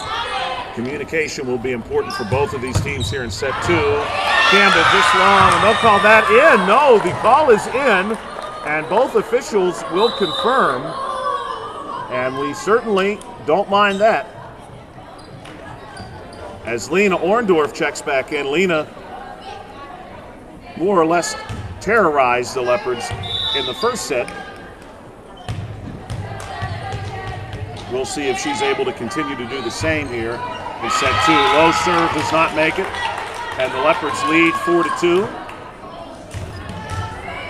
If we really roll the clock back, Steve, the last playoff win for the Uniontown Red Raiders came against the Belle Vernon Leopards. This serve, also an error. 21-20 final right here at Bill Power Stadium, just outside the gym A real battle that had been Uniontown's first football playoff win since 1965. This one going to come our way and just misses us. That game played in the first decade of this century. Uniontown went on in the next round and battled the Hampton Talbots. That was a neutral site game at York High School. Uniontown played a very good game against Hampton. Unfortunately, did not come away with the win. And right now, Uniontown clawing their way back into this set, and now they've got a 5-4 lead. They're certainly feeding off of what they've been given, which has been a few, again, errors on Belle Vernon's side of things, right? Yes. A few service errors, a few missed hits. Uniontown's capitalizing on their opportunities, and it's something good to say for their second set, even though we're at a 5-5 split. Teets with the serve. She's a senior on the Belle Vernon side. Here's Campbell, back set to Campbell, and this one going to be blocked at the net. Maggie Campbell first touch. Addison Majoris will set up. Hallie Campbell again with the push. Now here's Nichols, wants to go to Roebuck. Roebuck, big swing, off the block. Lyric McGlee fishes this one out.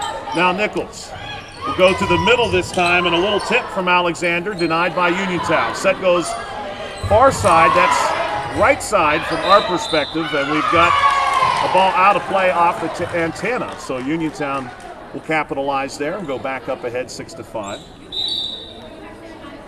Smart play by Haley Campbell.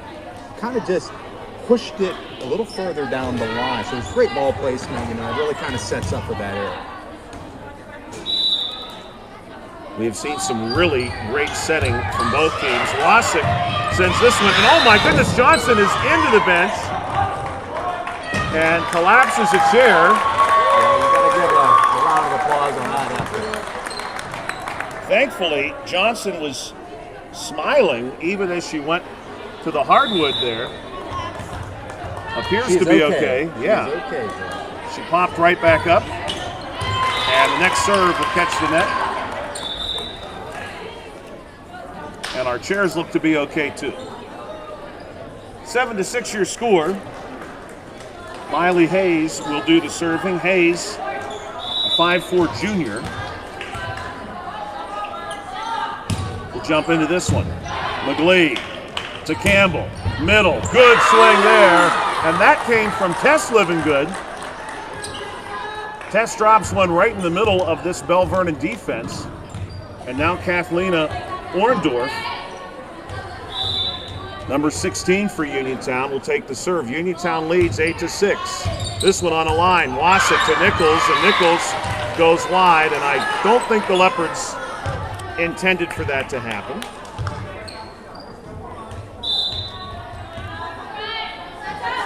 9-6 your score. Orndorff going to try this side, and Hayes goes out of play to get a touch, but she sends it over. Now at the net, good swing. Hayes again to the net, tight, and Tess Livingood. My goodness, I'm so used to saying Ava Livingood. It's Tess Livingood who gets the best of the Leopards again, and Tess playing an excellent second set here so far. We want to thank our sponsors for volleyball. Over the course of this year, many businesses have come forward to support our volleyball boosters, and I would just like to remind our listeners as to a few of those. Major Solutions, check them out at majorsolutions.co. They're your small business security and IT partner. Windows, Doors, and More in Uniontown. Tri-County Tire, The Polished Place. We also want to thank, from earlier this season, we've had some different sponsors as the season has gone on. We also want to thank Mom Maruka's Pizza. If I'm going to say one thing about Mom Maruka's Pizza, best taco pizza in town. If you want taco pizza, best taco pizza in the city of Uniontown. And I don't think I'm offending any other pizza sponsors of this school district, because for different sports, we have different sponsorships. Best taco pizza. You want Taco Bell, but your wife wants Pizza Hut? This one drops in on the Leopards. Call Mom Maruka's. Tell them you want a taco pizza. Tell them Joshua Scully sent you. You will not be sorry. Every time I I visit the great city of Uniontown. I hear about this Monterey. Oh, very good. So I guess I just gotta order one, right? I just gotta get one. Absolutely. And they're conveniently close to us, just on the other side of the tracks. The old B&O line. Mamaruk is just around the bend. Great block at the net, and Johnson's going to get a touch. Wasik sends it through the rafters, and that's illegal. You cannot have the ball. Of course, for lack of a better way of saying it, I know that was out of view for our camera. That was through the supports and over the net. Orndorff with Uniontown leading 12-6. Nichols wants to set up Wasik. Wasik strong hit, but Orndorff there. Back set. Maggie Campbell hitting right side. Excellent and Maggie Campbell, you're not kidding, Steve. Now that was Hallie setting her. And Maggie is often the setter. Finally gets a chance to hit. Drops it right in. They're having fun now. I think they are. They are remarkably loose for their last match. I would wonder if nerves would factor in. The opposite seems to be happening right now for the Red Raiders. Here's Majoris with a touch to Orndorff. Free ball from Hallie Campbell. Johnson. Pass ahead to Nichols. Nichols with the push. Denied by Majoris. Now we're going to go to Lyric McLee through the block, and it's Lyric. And she will sing that one to you all night long. Lyric, also a very accomplished basketball player here for Uniontown. Off the floor and through a double block, Steve. Orndorff to Johnson. Johnson scoops this one off the floor. Nichols going to go middle to Alexander.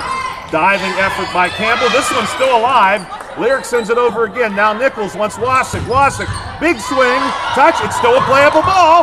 Campbell off the basketball hoop, raised into the sky. Now it's going to be Hayes. Moves it up. Swing from Alexander. And this one is finally going to get the best of Uniontown off a couple of bodies. Victoria Alexander, the 5'7" sophomore. And Johnson, the libero, again, we're very happy to see that she is okay. She is the 5'4" senior, suffered a collision with a couple of folding chairs. And she came out just fine. I think the folding chairs probably are the ones that suffered the damage. McLee again! And this one, no chance. That hit the floor. And Lyric McLee terrorizing the double block. And Steve, as far as this defense is concerned, now Brown not involved there, but certainly still some height between Nichols and Wasik. They're pulling, from our perspective, that's Uniontown's outside. They're pulling hard for the double block, and it doesn't matter. McLee is just powering through it. No, that middle is soft right now over on Belle Vernon inside, and they're struggling just to get any kind of point right now. This is the kind of game you like to see Uniontown play, especially, for your seniors, right? Right. This is where you want to really play for each other, but specifically you want to play for those seniors. Majoris, a high arcing serve. Hayes rushing ahead. Nichols pops up the set. Wasik off the net on the attack. McLee going to save this one, drives it back, middle net. Little tip over from Ava Livengood. Denied by Johnson. Set up middle. Brown. Brown is in. And that's a good call by the line judge. Savannah Yarbrough on our side, having good eyes on that one. 16-8, Uniontown still with a healthy lead. Steve, we're going to get a timeout soon from Belle Vernon. And when we do, since I've got through the sponsorships, I'm going to tell you how to survive a leopard attack. I can't wait. Did some research on that. Really fascinating. We'll call it a public service announcement. 17-8, Maggie Campbell. This one comes our way to the sideline. Nichols to Johnson, and they're going to get a push out of number 17, Lila Teets. Now Uniontown setting up McLee, and McLee with a knockout blow. 18-8, Lyric McLee is feeling it. Uniontown leads by 10. And this arena is feeling it too, John. I tell you, they're feeding off this court. This is good counter programming. This is good counter programming. Thursday night football eats your heart out. Nichols going to set up Brown in the middle. Brown comes back and delivers a counter punch. Majoris also very close to getting there. 18-9. All joking aside, Steve, you'll like this. As Wasik drops back to serve. Aaron Rodgers of the Pittsburgh Steelers. Joe Flacco, now of the Cincinnati Bengals. Wasik serves into the net, and Uniontown is back up 10. The last time, excuse me, I'm getting ahead of myself. The first time those two quarterbacks faced each other, 2013. Wow. These players on the court right now were probably not out of kindergarten at most in 2013. Maybe still in preschool. Pass ahead, here's Brown in the middle, wants to go lefty, denied by Livingood. Now Nichols going to try to find a spot. Lyric McLee actually shouted, nope, as she hit that ball. Unfortunately, Uniontown not quite able to make a play, but I like that confidence, I like that energy from Lyric. And I like that communication too, right? Even if you're not getting it, you know, just let them know. Brown's serve will be played by Majoris. Pass to Campbell. Campbell will go to Ava Livingood. Wasik pops it up. Nichols wants to go outside. Here's Roebuck. Through the block. McLee tights pass to the net. Maggie Campbell still able to work with it. Now Nichols just looking for a spot. Won't find it. Back set. Hallie Campbell. Denied by Nichols. Set is out. Brown, the middle, is going to try to set Roebuck. And is successful. And give Aubrey Brown the assist. I don't think she probably has too many of those this season, but she earned that one, and it's 19-11. These two gentlemen look ornery. They came in with ornery faces. Majoris, pass to Maggie Campbell. Ava Livingood into the net. Uh-oh. Here's the rest of the freeze tag game right here. And I'm thinking those two are probably responsible for any property damage right there.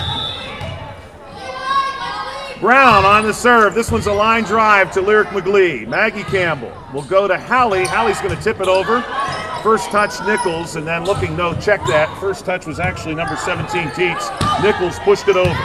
Wasik digs this one out. Now Nichols will set up Roebuck. Roebuck swinging outside. I don't even know that there was a block there, but no call. Alexander will go for the push. Maggie Campbell gets her left hand on it. Now Orndorff, the leopard tamer with the swing. Coming back the other way. They're going to play this one from the score table. Why not? Ava Livingood hits this one to Brown, and there is no chance. Uniontown battled for that one. Played that one off the stats book. And you get deep into that volley there, Josh, you know, it's the nerves are a little more intense, right? It's just, it's hard to maintain. Like, Uniontown, we're a little more resilient, right? Right now, yes. The resilient Raiders. Now, that's an adjective in the sports world. You get a lot of colors. The Blue Jackets, the Red Sox, the White Sox, the Red Raiders. How about the resilient Raiders? I like it. Little push here, going to be covered up by Livingood. Let's see some resiliency now out of Hallie Campbell, and I'll take it. Spins off the tape and in.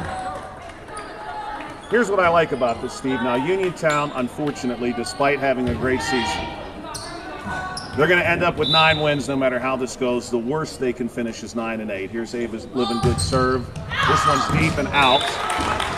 The worst they're going to be is 9-8, even if the Leopards come back and win this match, which is awesome. They're not going to make the playoffs, which is unfortunate. This is essentially that test of a playoff match. This is a team you could have played in the playoffs potentially in the Belle Vernon Leopards, and look at how these Red Raiders are playing. Well, you know, Josh, this is what, you know, Coach Monahan, this is what she wants to see at the tail end of her season. You know, she also wants to be able to show the type of team effort that your next year's team is going to be able to model from, right? And so you end your season with a statement win like this against Belle Vernon. I mean, what a way to end your season. Right. What a way to kind of leave some breadcrumbs for your next year. And I know, Steve, we don't want to get ahead of ourselves. This match isn't done, but Uniontown is just 3 away from taking a 2-0 lead, which I think would be huge. And Maggie Campbell, we call that the Maggie Campbell Special in Uniontown. And at Penn State Fayette, we call it the Maggie Campbell Special now, too. That was awesome. 23-15. Hallie Campbell.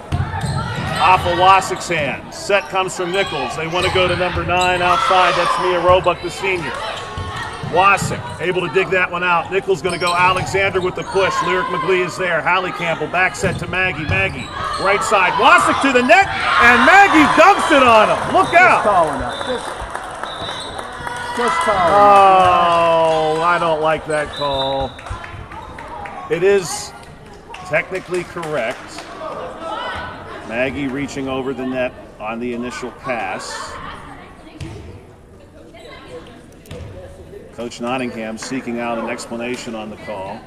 That ball would have had to break the plane of the net, and the officials do not believe that happened. So our score is 23-16. Orndorff out long on the right side.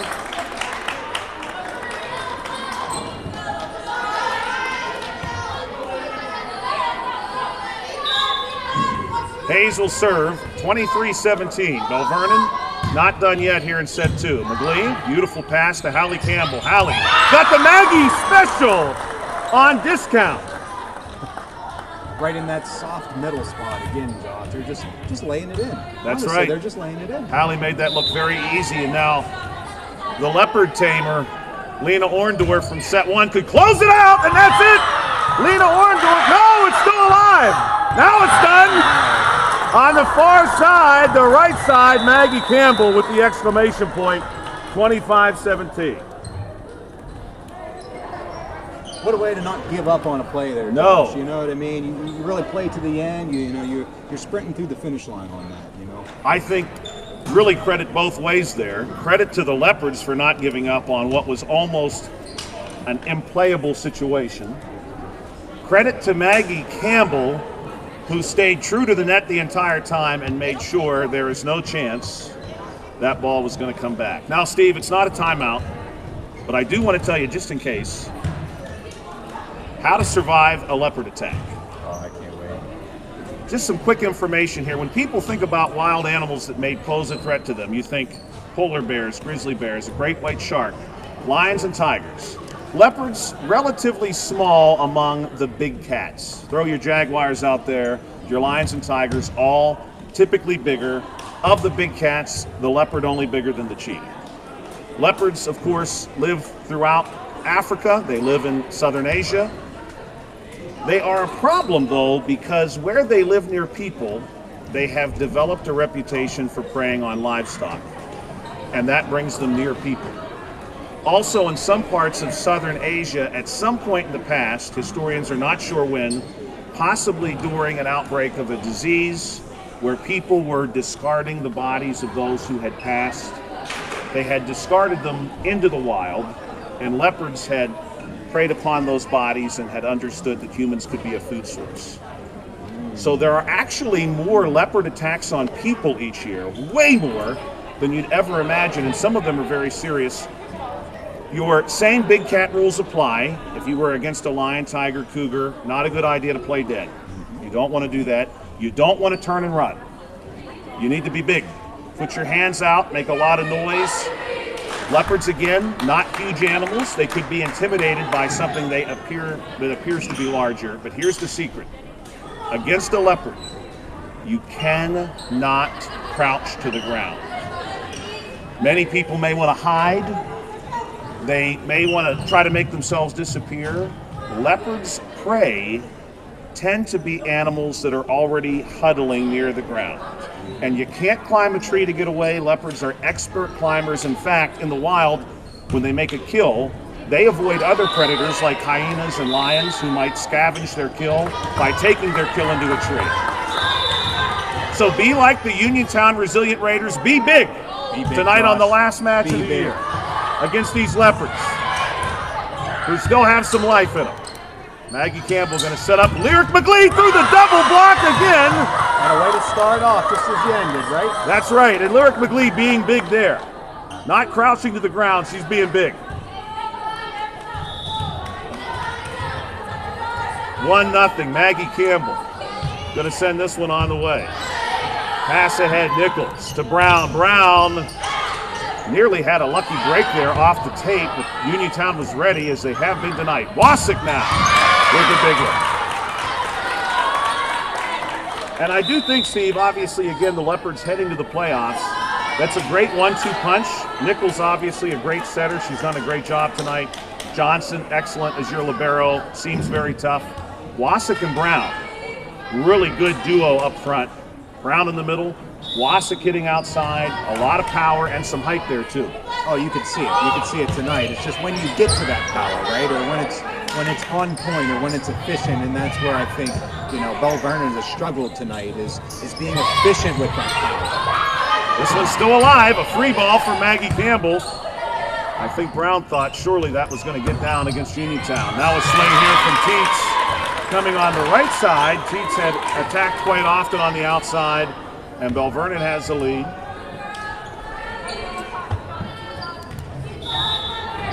Steve, I think these Red Raiders, now set 3, of course, could be a very different animal if the Leopards have their way. Here's the set to Hallie Campbell, blocked, and that one came by way of Brown and number 17, Teets.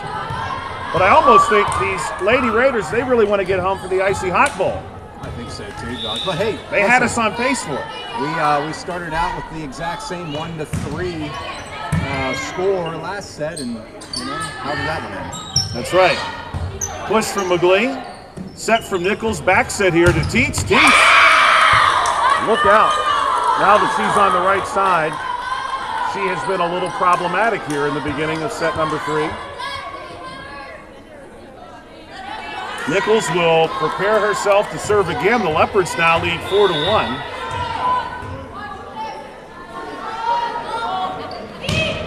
This one goes short to Livingood. Campbell wants to go outside to Hallie.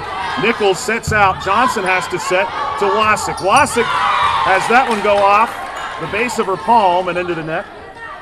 Steve, we also want to mention, too, tomorrow night, the cold bucket game between Uniontown and Connellsville. That one, that's right. Connellsville area football field.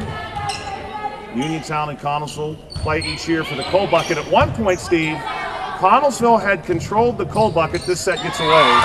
Connellsville had controlled the cold bucket for so long, from 1991 to 2005, they were using the cold bucket trophy, I'm not making this up, as a magazine holder in their library. Then finally, Uniontown won in 2005. That was the first time the teams had played in 14 years. And this one is long, and Uniontown is right back in at 4-4. Unique way of unique way of using it, yes. Right, yeah. Connellsville has controlled the cold bucket again now for the last decade. Uniontown with a chance to win it back tomorrow in Connellsville. Here's Brown in the middle, denied by Campbell. And this one, Uniontown cannot get over in 3 as up official Frank Conchilla signals 4 hits.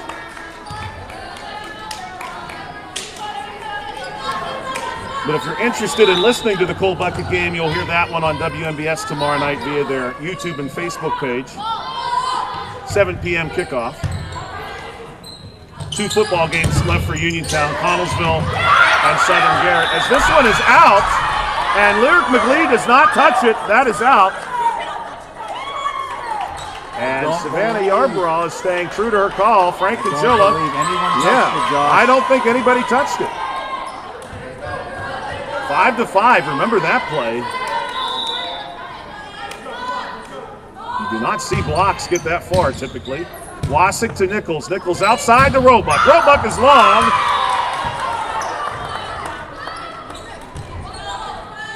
Steve, during our next timeout, just to get the wheels turning for you, during our next timeout, I'd love for you to share with our audience and for students who watch in the future, as Nichols is going to back set here and come our way to Teets.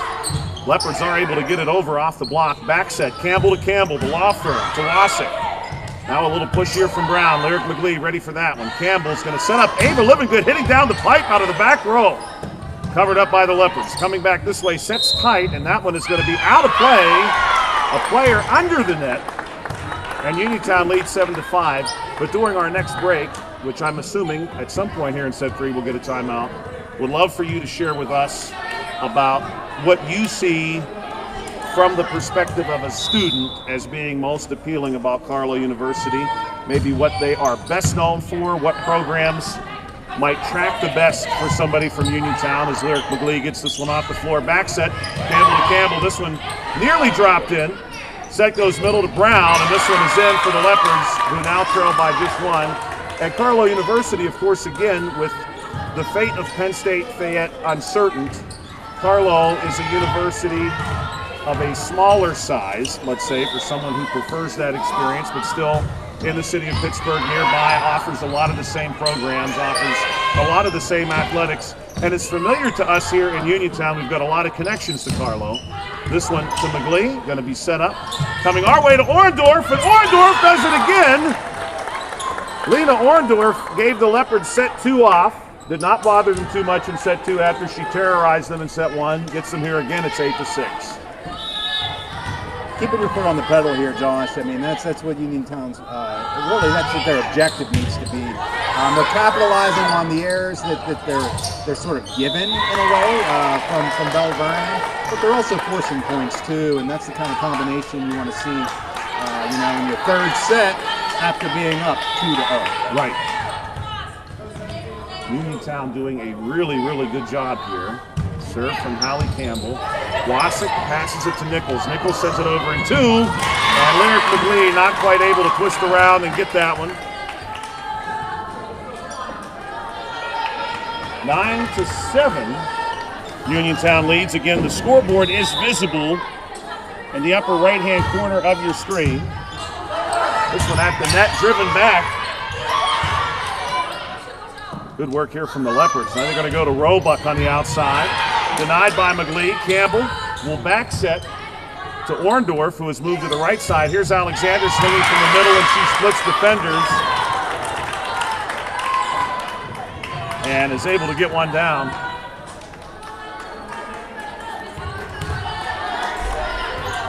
Teets will continue to serve. McGlee passes this one to Majoris, and it comes back to McGlee, free ball. Set's going to come from Nichols right at the net. Alexander looking for a spot. Orndorff denies. In the middle, that's Tess Livingood right now with Orndorff. Over the double block on this swing. Hallie going to set up McGlee for a back row attack. Now Nichols will go to Alexander in the middle again. That one is long.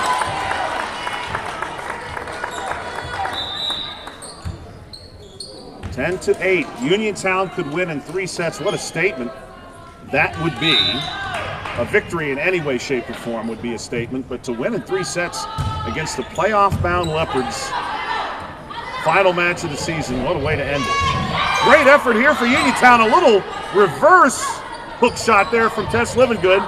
Block again at the net. Wassick trying to get to it. They send it the wrong way, and Tess Livingood. Tess and Ava will both be back next season. Tess is a freshman, Ava a junior. You get Lena Orndorff back. In fact, the only seniors on the floor right now for Uniontown are Maggie Campbell and Lyric McGlee. They will certainly miss all 3 seniors next season. This one is out. And we might be getting that time out here, Steve. Here it is, taken by the Leopards. So, Steve, tell us, Carlow University, obviously a very long history. We associate certain schools in southwestern Pennsylvania with certain, let's say, degrees or pathways. Penn State Fayette, nursing. The former California University, now Penn West, California, teaching. How about for Carlow? Well, we get a little bit of both, right? And actually, I don't even want to just say a little, but a lot of both, because that's sort of what the university is built on and is known for, is its its programming and curriculum within the health sciences, education, and now expanding into fields of psychology, business. So growth is happening in Carlow, and I think where you see so much buy-in is its uniqueness to its philosophy and mission and core values, where it's holistic. The motto of heart, hand, and head, where you kind of see a blending of intellect, skill, and compassion, and so you mix those 3 together and you get a fantastic mentorship, real-world practical experiences in the clinical fields for health sciences. And there's obviously in the professional business industries for the growing business program. Obviously, Steve, the last time you were with us, you talked specifically to your work at Carlo, but you mentioned the word compassion there, and I do think, and here's a great block by Living Good again at the net. She's nearly tackled by Lyric McGlee in celebration, but you had mentioned last time your specific work at Carlo. You mentioned compassion, which I think is obviously a fundamental part of Carlo's history, given their history. And I think in today's world, you cannot have enough of that. I think we need it more than ever, Josh. And, you know, empathy goes a long way for somebody's, you know, specifically young college students for their development and their maturity and learning how to make hard decisions, working with people in a team environment. You know, that's in a lot of ways Carlo is about that type of experience, that type of growth and development for students. I'm really proud to be involved in the health science programs where we are working to expand curriculum in exercise sciences, health coaching, you know, other areas that we can make an impact and you know, help students also, you know, contribute to that global impact as well. Always good to hear, certainly. I know certainly the landscape of education after high school is changing, but I do think Carlo offers what we may have considered during, let's say, our college experiences of your core values, your paramount tenements, if you will, as a tip over here from Nichols scores. I think you see that reflected there. Absolutely. Yeah, higher education is a tough industry, tough landscape right now, and you know, if you're not evolving as a major university or a private school or some form of higher education, you know, you're not staying with the times, and ultimately, you know, you need to have an enrollment, right? You need to have students, and so if you're not evolving to what the students need, what this generation needs, and what this society needs, you're not going to stay afloat, as we see with a lot of other universities, you know, struggling, you know, in this landscape, as I said. Serve from Johnson, going to go to McGlee. Pass ahead. Hallie Campbell tries to sneak it over in two. Nichols now going to set up Wasick. Wasick with the tip. Hallie Campbell denies. Now it's Maggie Campbell, hook shot, sending the Leopards scrambling, and this is a big swing from Wasick, blocked by Ava Livingood. Now Nichols has to get it over. Major's touch. McGlee touch. This one is going to be a lift. And the Leopards have taken the lead again, 14-13. Steve and I are going to take a short break here on UHS Talk. We'll be back in just a minute.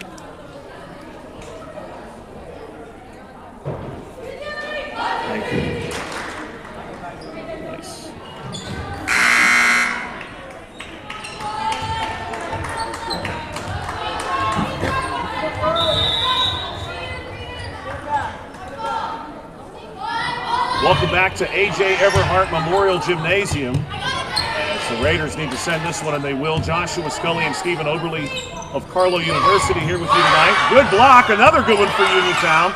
Now Nichols going to go way outside to Wasick, and yet a third block. And third time is the charm for that defensive front for Uniontown that blocked, and finally got the 14-14 tie. Stephen and I, both former Uniontown area high school students, so I think I speak for both of us when I say we're glad to have the opportunity to do this. We are looking for students as Brown looking for a tip there. Maggie Campbell will back set to Hallie. Hallie nearly able to sneak this one over. Sent back across Majors to Maggie Campbell. Campbell going to come our way to Lyric McGlee, who was nearly able to force that one down. Wasick now wants a tip. Maggie Campbell there. Majoris will go outside, right side, to Hallie Campbell. No luck as Hayes was there. Wasick way off the net now. Majoris digs this one out, plays it to the net, and unfortunately for Uniontown, Wasick there to finish it off. But we are looking for students who might want to get involved in the future with these broadcasts.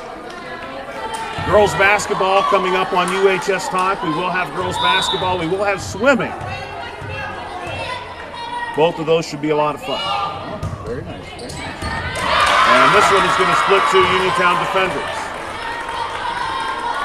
I will say, Josh, for any of the viewers, anyone listening tonight, I got to give you your kudos where they're deserved, right? You wouldn't be able to have this stream right now or this broadcast without the work, Mr. Scully over here is doing, spearheading this project, really putting in a significant amount of time on the backdrop. My background in college athletics and really operations in general, I know the kind of work that goes on in the back scene, so this is really a great opportunity for the Uniontown, the alum, the students, the families, the friends that are following, and I really want to wish you guys success along the way, Josh. Oh, thank you, Steve. That, more students down the road see the value in this type of work.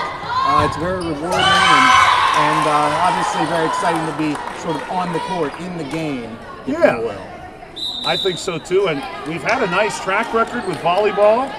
In the matches we have covered, Uniontown has only lost once through tonight. So would like to maintain that high win percentage on UHS Talk, but thank you, Steve, definitely. This serve goes long for Lyric McLean.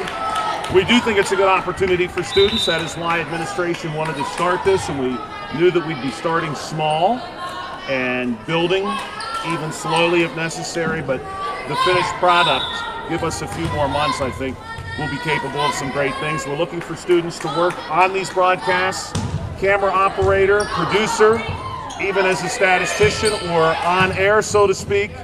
We have all of those roles that can be filled, and many local high schools are trying their hand at something similar, and we want to get involved with that. Here's a push just inside the antenna. Campbell going to set up Ava Livingood block.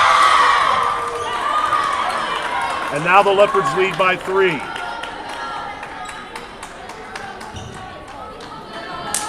(18-15). The Leopards again dressed in their green tonight, gold and white trim. For Uniontown, white, maroon trim. Serve from Wasik. High arcing serve going to be played by Uniontown. Campbell, look at that! Now I got to use the NFL reference here. You talk about punting, you look for the coffin corner. That's exactly what Maggie Campbell did. Nobody home back there. That's where you want to put it, Josh. I mean, it's a perfect placement, ball placement. And you need that swing. You need a little bit of that momentum swing now. You're down by 2, and you'll see how the serve plays out here. Nichols wants to go to Brown. Big swing. And Brown is really filling it here in set 3. She has been very sharp, especially over the course of the last few minutes. The good news for Uniontown is that she will rotate out of the front row. This serve is low, catches the tape and goes over. Another break for the Leopards, who lead by 4. In the front row for the Leopards right now, Teets, Roebuck, and Alexander. Uniontown has certainly had some success, whatever Brown is not in the front row. This another low serve, Majoris to McGlee. We got to send this one. Free ball. Coming back is Roebuck on the swing. McGlee digs this one out. Maggie Campbell sends it our way to Orndorff. And this one at the net. Little tip over by Uniontown. Not successful. Here's Teets, who's in trouble. And Teets will strike again from the right-hand side. And here's a timeout taken by Uniontown. 21-16 your score. We want to thank our sponsors again. We want to thank the parents who helped to make all of the work that the boosters do possible, from running the concession stand to fundraising to supporting our coaches, first-year coaches, Paulina Nottingham and Ryan Wagner. We want to thank our athletic department, Mr. Kaufman, Mrs. Cribble, who have supported us in these broadcasts. We also want to thank our custodial crew, who have done excellent work in making sure that we have the equipment that we need. And certainly, too, we want to thank our district police, who are sometimes with us the last people out the door. They wait for us to close up shop. They have been very patient with us, especially when it comes to the occasional post-game interview that we have snuck in. We have been fortunate enough to do some soccer as well. have covered some really good soccer matches here at Uniontown High School at Bill Powell Stadium. And now Uniontown, the back is not quite against the wall yet, but Steve, this is probably as good a time as any to put a run together. Cut this 4, even if you could cut it down to just 1 or 2, situation would seem a lot better. Here's Campbell. This one is trouble. It's out of play. Right in front of Mr. Conchilla, no doubt about that one. This is the biggest test of the night for the Raiders. You know, they haven't been down to this degree right now. Certainly not late. And here we go. Let's see if they can pull it back. Wasik sends this one to Nichols. Nichols wants a spot and is going to split Majoris and McGlee. And the lead will now be back to 4.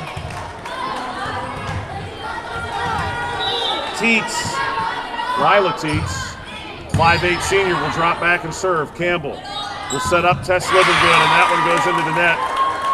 And now the Red Raiders really need to put the brake shoes on the Leopards here.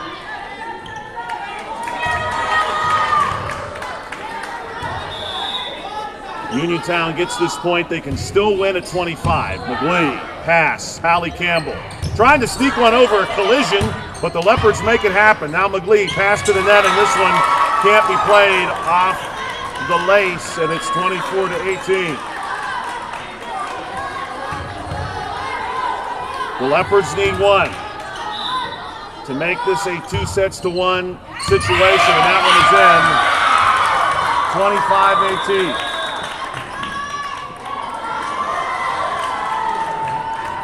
And so Belle Vernon able to answer here in set 3 after trailing 2-0. And for Belle Vernon, Steve, this is a significant moment. I know it's cliche, it gets said virtually at every volleyball match that the 3rd set is the most important. Obviously for Uniontown, you're winning 2-0, you end the match. For Belle Vernon, you stay alive. But even if it were 1-1, you take a big step closer to winning. Uniontown, of course, now is going to look to try to recapture some of that momentum.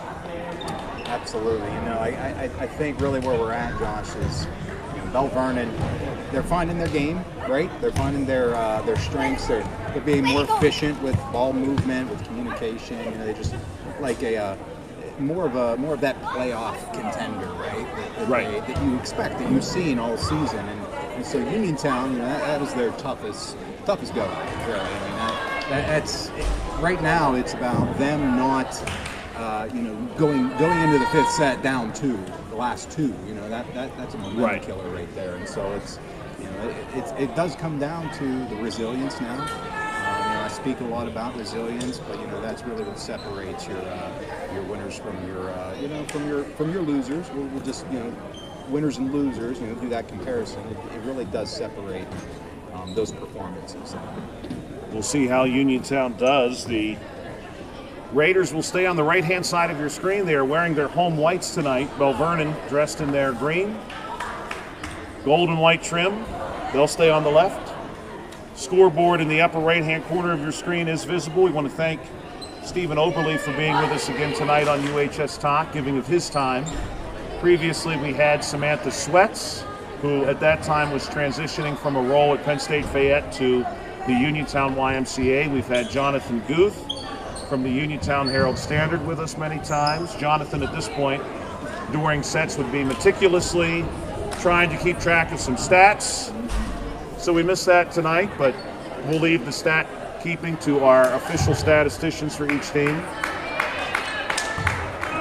John, not afraid to wear multiple hats. Jumps right in, doesn't he? Newspaper reporter, color commentator, statistician, vocabulary extraordinaire. Might even call him one of the great telecommunicators of his time. Set here to Ava Livingood. Let's see how set 4 will start. 2-1, Uniontown up. Brown going to send over the free ball. Kalia Tyler gets a touch. Then Hallie Campbell. Now it's a free ball coming right back from Majoris. We'll see if the set goes to Brown. No, it goes outside to Wasik. And we had the setter, Nichols, back into the net. So Uniontown, we're just going to say it now, Uniontown needs 24 to win the match. 1-0. One at a time, Josh. That's One right. At a time. Journey of 1,000 miles starts with a single step. Here's the serve from Campbell. Nichols has to run for this set, moves it over to Teach, who's back on the outside. Pass to Campbell. Campbell sets off the net, goes to Livingood. Now Nichols, pass to Johnson, set. Wasik, that one came off of her pinky and spins off the net, and it's 2-0.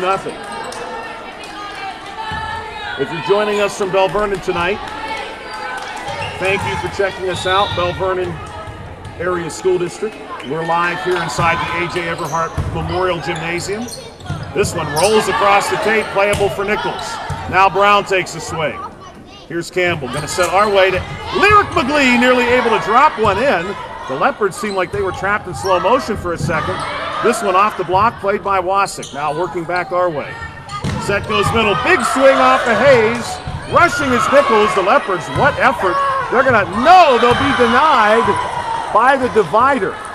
And we want to thank Mr. Aaron Scott from Uniontown Area High School for leaving that in the exact necessary place for that to happen. That's a little home cooking. I kid, of course, but do I? That's right. Very fortuitous. This one's going to go outside, swinging, denied by Majoris. Campbell sending it our way to McGlee. And Lyric off of Hayes' hand. Nichols going to pass it back to Wasik and gets over the tape. Great job by Belle Vernon. At the net again, here's Brown with the tip over. Uniontown sends it right back. Brown wants to push. The Leopards needed to reset. And Majoris sends a free ball into the net. And the Leopards are on the board 3-1. For the Leopards, Steve, a lot of this might be about, obviously, the first two sets not going your way. Working out the kinks. You've got playoff volleyball in your very near future. Next week, as a matter of fact. Wasik sends this one on its way, and it gets down, and it's 3-2. Yeah, you gotta also kind of appreciate the type of matchup we have tonight for Belle Vernon, right? As they go into a playoff, this is a team that is very much bubble, right? Right. In terms of Absolutely. the record, but has stood tall, has played big, if you will, against that level, right? Against those levels. So. What a kind of matchup they need going into it, and a little struggle, right? Have a little struggle, work out those kinks against a pretty nice sizable opponent. Uniontown has struggled against Belle Vernon at home the last two seasons. The Leopards winning in 3 sets last year and 3 sets the year before that. But oddly enough, over the last 2 years, Uniontown had been very good at Belle Vernon, upset the Leopards in 4 sets 2 years ago, and put the Leopards to 5 sets in Belle Vernon last year. So Uniontown looking for some home redemption against this Belle Vernon team. Great cover there by Maggie Campbell. Majoris wants the Maggie Campbell special. The Leopards were ready. Now it's going to be Roebuck with the tip, and Uniontown not quite able to get under it. Roebuck found the perfect spot to drop it in, and it's 4-3. Brown will rotate out of the front row. And Steve, I really appreciate as Brown sends this over. Majoris passes to the net. Campbell sends it over.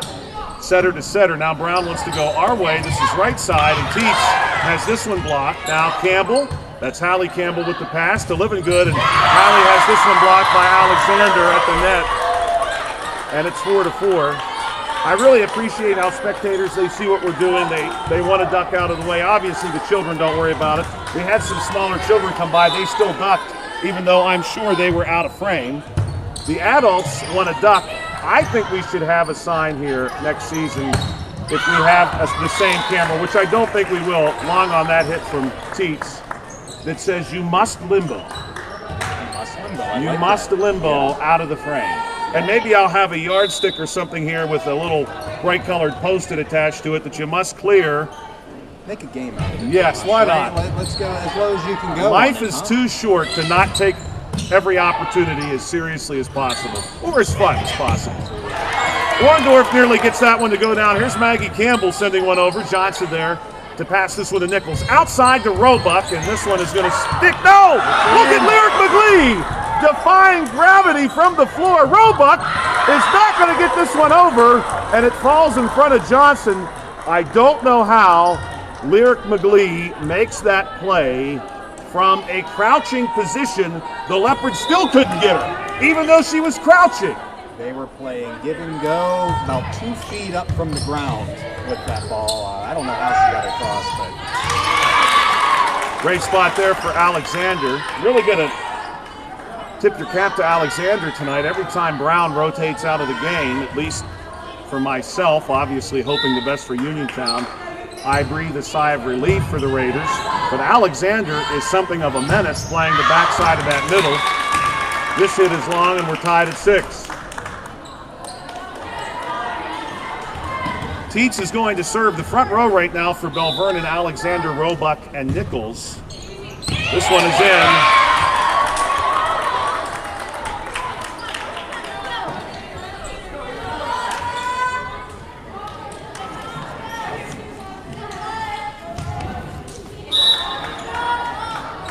Serve from Teets. Pass, a good one from McGlee. Good spot for Maggie Campbell. The Leopards are trying not to fall over each other. They do send it, my goodness. The Leopards, some very careful play is rewarded, and it's 8-6 in favor of Belle Vernon.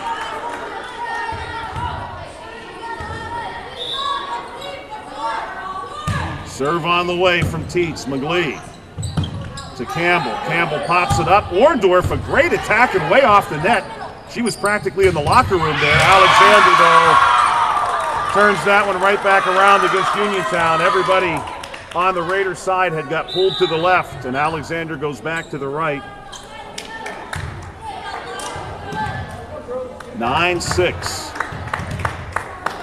And the Belle Vernon players, many of them you can see, I'm sure they're obviously moving up quite a bit. They're trying to fan themselves. It is warm in the gym tonight. Sling from Roebuck. Dug out by Scott, and this one falls in. Finally get to see Kamari Scott in the back row. Scott, an excellent defensive specialist. She really owns that title. And this time, though, she thought that one was going to go wide, and it does not. Great serve. Good placement. And I think, too, Steve, and I'm sure, I hope at least, we'll see it tonight from Kamari now that she's on the floor. Those back row players really helps when you can sort of force for yourself that low center of gravity. And I think she exemplifies that really well. You have a different perspective on things, different perspective on the game as well. This one hits just before the end line, and that is going to bring about a timeout for Uniontown, as Coach Nottingham would like to discuss with her team trailing here in set 4, 12-6. So, Steve, tell us what is next for you, Uniontown area high school graduate. You've done so much since graduation. You've held a lot of different titles. I'm going to hit just a few that are, in my mind, highlights. You've been the athletic director at Penn State Fayette. You helped get the Fayette Athletics Network off the ground there, which continues to soldier on in your absence, although your absence is definitely felt. That's a conversation for another day. And now you have a position at Carlow University. You're also on the coaching staff for the men's hockey team at Penn West, California. What's the future hold for you? I'm loving all the opportunities I'm getting here, Josh. I've been blessed with just, sort of open doors as I try to work through higher education, sort of working in more of the academic fields now, sort of straying away from college athletics and administration, where most of my, graduate studies training has been in, and moving more towards academics. Expanding curriculum at a higher degree or a higher level, and getting back into the fields of kinesiology, exercise science, where I spent so much of my time at Penn State Fayette in the classroom as a faculty member there, and so right, that's true too. Yeah, and I get to pair that still with a little bit of that love and passion for athletics through my work at Penn West coaching. I get to be sort of a strength coach with those athletes, running individual workouts, but also the on-ice perspectives as well. Being an on-ice coach, it really gives me an opportunity to stretch my wings and really kind of live my passions for hockey. It's a sport that I grew up playing, and give back to my alma mater at Penn West as well. So I'm just really fortunate for all the opportunities I've had to work in the with Penn West, with Penn State Fayette, and now with Carlow University. Just again, very fortunate. It is exciting, and I know we sort of referenced this with Coach Nottingham earlier. Your closet has probably got quite a few colors in it by this point in time. You've got different colors for your coaching of hockey, your time with Penn State. Now at Carlo, you're going to get some purple. There's a good spot for Maggie Campbell. Yeah, I have had to invest in a few different color schemes here. And, right. It would have been nicer on my bank account to have these schools, crossed over mascot colors here, But we got a little bit of purple. We have a lot of blue, right, and a good bit of red as well. So, I need a little more closet space, but it might be a good problem. Yeah, I think that's a good problem to have. Johnson with the serve. This one played by McGlee and saved by Hallie Campbell. Now sent over as a free ball by Majoris. Your score is 15-8 in favor of the Leopards, and now it's going to be 16-8 in favor of the Leopards, who have really taken control of set 4. If the Leopards win this set, we will be going to set 5, which plays only to 15. Serve coming here from Johnson. This one going to be played by her counterpart, Majoris. A little tip over, then pushed back by Brown. And a racing Kalia Tyler could not get there. And now Belle Vernon leads 17-8. If you're interested in more athletics action tomorrow on WNBS, of course, our local high schools will go to battle on the gridiron, Laurel Highlands and Uniontown. Both of those games will be covered tomorrow night. The serve catches the net. And then if you're interested in some local volleyball action on Saturday, Penn State Fayette will play host to Penn State Greater Allegheny. Both of those teams in the playoffs, but they are vying for their seeding in the PSUAC West, where both currently sit in the top half of that section, both of them with an eye on second place. That'll be a 12 p.m. start at Penn State Fayette. Long on that hit, 18-9. We have some national championships coming up here too, Josh. Yes, we do. Second weekend in November. Hosted at Penn State Fayette. Schools from across the nation. What a great event that has been, and what a great relationship I know with the USCAA, and being such a long-standing national stage for that organization at Penn State Fayette facility. We've obviously been very familiar with them. What a place to host. Oh yes, championship experience, right? Really incredible facilities at Penn State Fayette. So I think every college that comes in for that event is always pleased to be with us, to be in Pennsylvania's beautiful Laurel Highlands and Fayette County. Brown smacks this one down, and it's 19-10. Every year, Steve, and I know you're familiar with this school, every year in the USCAA National Volleyball Tournament, Lyon College from Alabama, Presbyterian School in Alabama, makes their way up to participate in the tournament. We'll watch this serve from Wassick. Pass by Majoris to Campbell. Campbell going to move it our way to Hallie Campbell. Wassick with a touch. Nichols gets it over. Majoris goes back to Maggie Campbell. Back set. Lyric McGlee from the right side.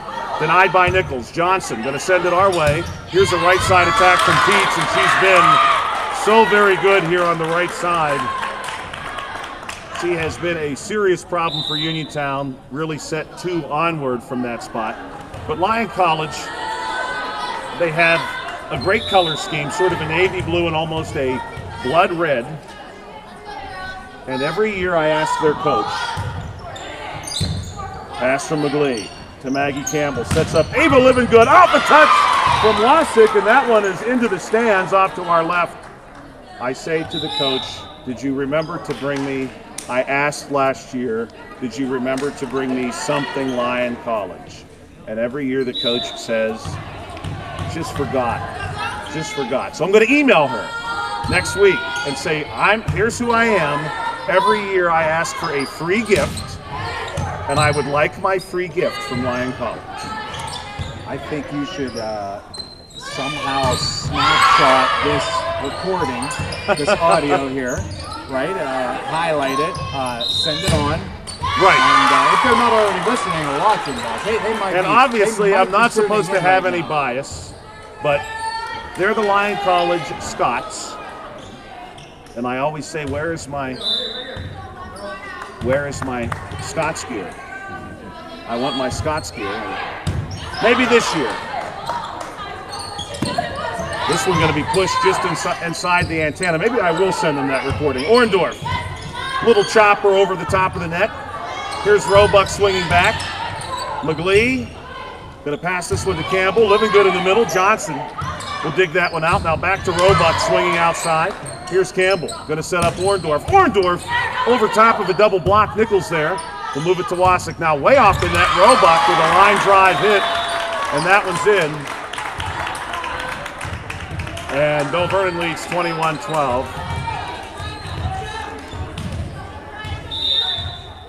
The serve is going to come from Brown, and this one is wide.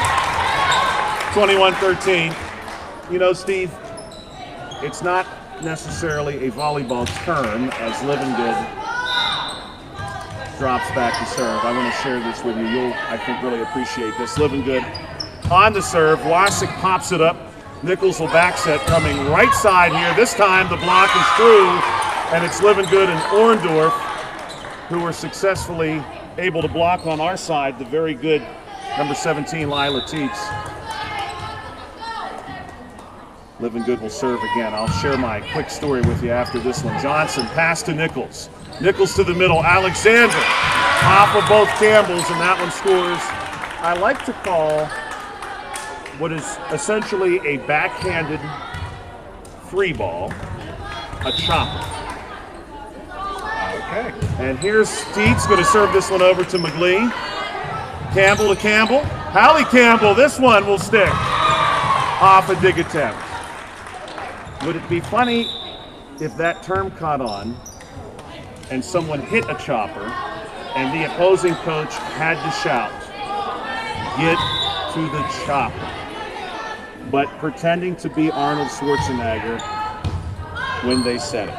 Well, you know, I can envision it. That's a deep cut. Many people are going to listen to this and not maybe understand what I'm going I can certainly see it. I get the reference. You know, if that were to ever happen, I would most certainly laugh out loud. Oh, yeah. You know, in good heart, in good nature. We would have to take a break, I think. Oh, maybe one day. 23-15. Belle Vernon needs 2 to force a 5th set.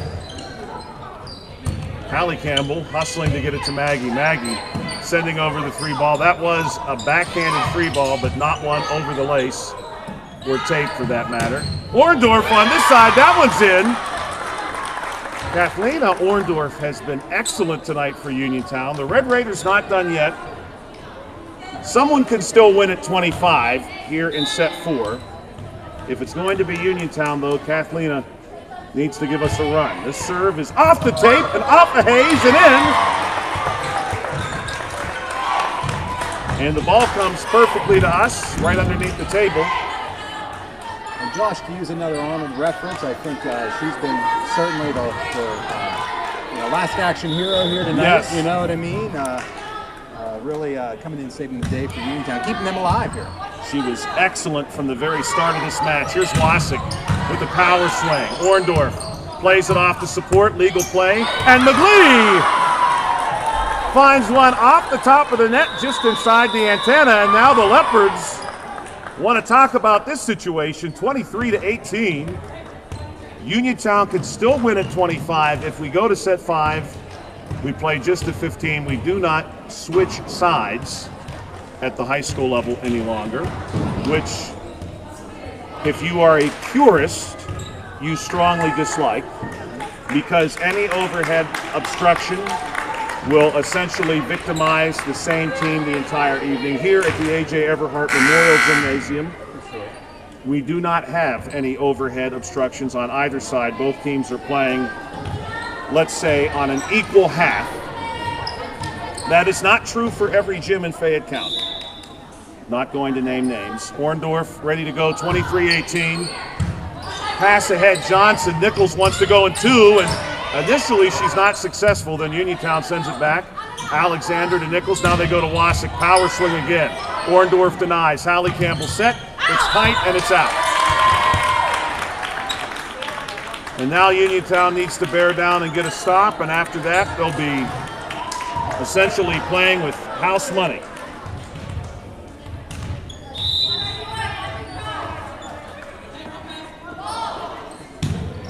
And this one does Uniontown a favor. Now Addison Majoris, you truly don't need to get to 26 right now. You need to get to 24. You need 5 in a row. Here's Majoris. Set's going to go middle to Brown, and Brown off of Majoris' body. What a dig. Sending it back. Johnson to Nichols, wants to go in 2. Majoris pops this one up. Hallie back set to Maggie. Maggie is in. That is off the floor before a diving Hayes. That has scored. Players refusing to give up on it. And Steve, for Addison Majoris, our libero for Uniontown, already a lot of accolades for her in her young career last year. One of the tournaments that the high school team participated in used a photograph of her making an incredible lunging dig. Here's Wasik trying to end it. No. Emma Latznick denies. Back set. Maggie Campbell with the push. Looking for a spot. Hayes, a beautiful pass. We're going to get Wasik again. Power tip. Denied. Coming back now to Ava Livingood. Looking for a spot on the push. Nichols will set up middle. Brown, big swing. That is out. That is out, and it did not touch Majoris. That was out, no touch. There was no touch, and that's going to go to Uniontown. But a photograph of Addison Majoris, her body parallel to the floor, lunging forward to get under a ball, was used as the tournament photograph that was publicized with their results. Here's a dig, out of play. Uniontown battled their way all the way back. 25-21. And Steve, we're going to go the distance. Well, you're going to get set your money's number 5 worth tonight. You sure are. You know, it's a major swing of momentum now. I mean, you feel like Uniontown, they had a breath of life at the end. Just a little too late, right? It was just a little too late. And I think that was significant for them because you don't go into the final set maybe with that air of defeat hanging on you because you did battle back. And if you really pick up where you left off, I feel like Uniontown over the course of, let's say, the last 10 points, even though they did not win all of those points, they were in the driver's seat for most of them to get themselves close.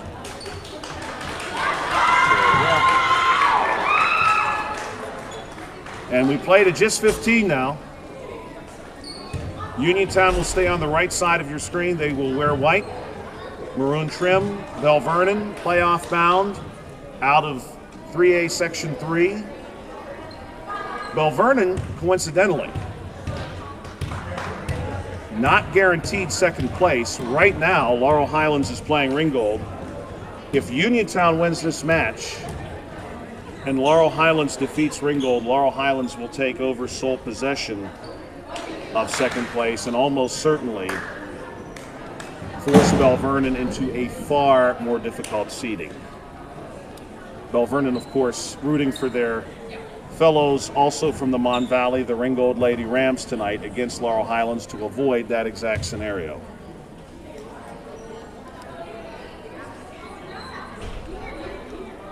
And for Belle Vernon, Josh, it does kind of feel like you need to pull this one out. You need to pull this fifth set for the sake of your your entry into the playoffs as a welcome to the playoffs. And if you're Uniontown, to be able to sort of steal this whole match, from Belle Vernon. What does that mean? What kind of messes up some of the other teams? As you're vying for that placement, as you're trying to prove your worth, as Belle Vernon is trying to do, and enter that stretch at your peak. Again, as we talked about, being at the apex of your play. Again, this is how you want to finish it. As a coach, you want to leave a little something to chew on. Oh yeah. Over the off season here, right? As you go into the next year, and I think this fifth set, for Uniontown, they were and they were winning. They were having fun, Josh. And I think if they get back to that type of a little more of an easy environment, while staying focused, right? You know, I think they'll have a better outcome here. But I think it's just have fun here. This is your last set. I think a quick start really will create a sense of ease for Uniontown. But you're right, Steve, for our seniors, and Uniontown does have 3 seniors this season. I think you certainly want for them a good send-off here. 2 of them on the floor right now, Lyric McGlee, Maggie Campbell. They are joined by Tess Livingood, Jocelyn Pindrock, Addison Majoris, and Emma Latznick. Majoris will continue as the libero, as will Johnson for Belle Vernon. Here's the first serve. Majoris, a pass to Campbell. Campbell back set to the net. Pindrock will send over the free ball. Hayes sends it our way to Nichols. Back set our way. A little push here coming from Teets. Coming right back is McGlee. And that tip will score in front of a diving Nichols. And Uniontown does indeed take a 1-0 lead. Good start, Coach Nottingham. She's getting excited now. I see the team, they're loosening up, and it's exactly what we talked about. Come out, get a point, smile, right? Have fun. You want to have fun here, especially for our seniors, their last set of their high school volleyball career. And this one is going to be finished off very neatly by Maggie Campbell. That was put on a tee for her. And now Uniontown ahead 2-0. And again, for Belle Vernon, this match does mean something. And we've got a spot on the floor here that we want to be clean.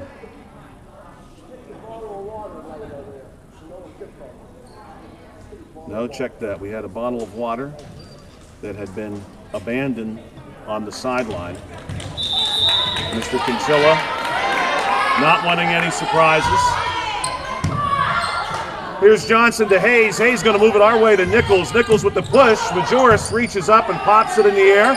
Latznick going to help, and now McGlee sends it over. Hayes will load up Nichols. Nichols going to set way outside. And Latznick able to get this one to hit the floor in front of a diving Majoris.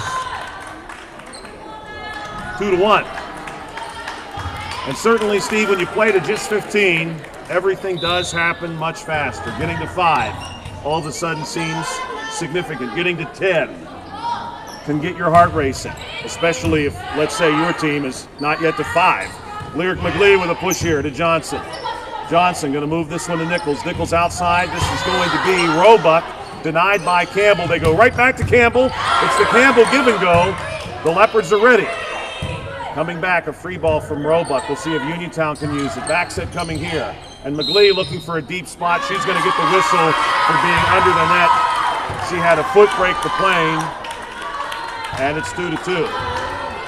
And some officials, Steve, call that differently. Tonight, it has been called consistently tight. Nothing close has been allowed. You will see, and that one is out on the far side. You will see officials play that a lot looser where players will be several inches. The nice thing here is our U does not really obstruct the view of that, except that it's very bottom, which is near the score table. There's a clear line of sight for the officials. You get to some courts with a big logo that covers the middle of the floor. It can be tough, especially if it's a dark color. Our officials have done a great job tonight, I must say, Josh. Calling that consistent tight game, they've done a great job with it. Yes, absolutely. Johnson is going to set up our way to Teets, who wants the push. Almost a collision between Hallie Campbell and McGlee. It will be Maggie who takes the swing, setter to setter. Nichols gets the play. Johnson goes to Roebuck on the tip. Nothing there. Nichols will go to Johnson again. Johnson wants to go to Teets. The set was off the mark. We get a push. Coming back the other way, Hallie Campbell to Kathleen Orndorff, and Orndorff still trying to finish it off. Nichols gets a touch there. Now Johnson going to back set. Big swing here from Roebuck. McGlee keeps it in play. Hallie Campbell's going to move it to Tess Livingood and Maggie Campbell, both of whom were there to make the play. Now Brown wants to tip. And she did not have to do too much there, Steve. She ties it up at 3. Great body language to fake the hit, right, and just lay it soft in the middle. Aubrey Brown, so very good. You do come to dread that hit, and she beats you with the tip, and now she's a little frustrated. Here's a great PSSA word, Steve. Brown was vexed by that serve. A vex? Yeah, she was vexed by it. It was a vexing situation. Use that on your PSSA if you want to go from a 3 to a 4, as they say. Pass ahead here to Nichols. Nichols not able to make the play. And Brown did seem a little vexed. I'll tell you maybe why. If Uniontown gets hot, will she rotate back in? That may be it. Johnson going to go to Nichols. He'll go outside to Roebuck. Roebuck with the swing, dug out by McGlee. Hallie Campbell back set to Maggie. Maggie drops it in front of Johnson. And that's going to cue up our first timeout. 6-3 as the Red Raiders have come out here in set 5. And they have come out swinging. They have doubled up the Leopards through 9 points. It is 6-3. Steve, I wish I had an update for you from the Icy Hot Bowl. Nothing happening yet, perhaps no score. Yeah, I believe we do have a score update. Uh-oh. I did get the alert on my watch, and I think it's good news for Southwest PA. Good. We like that.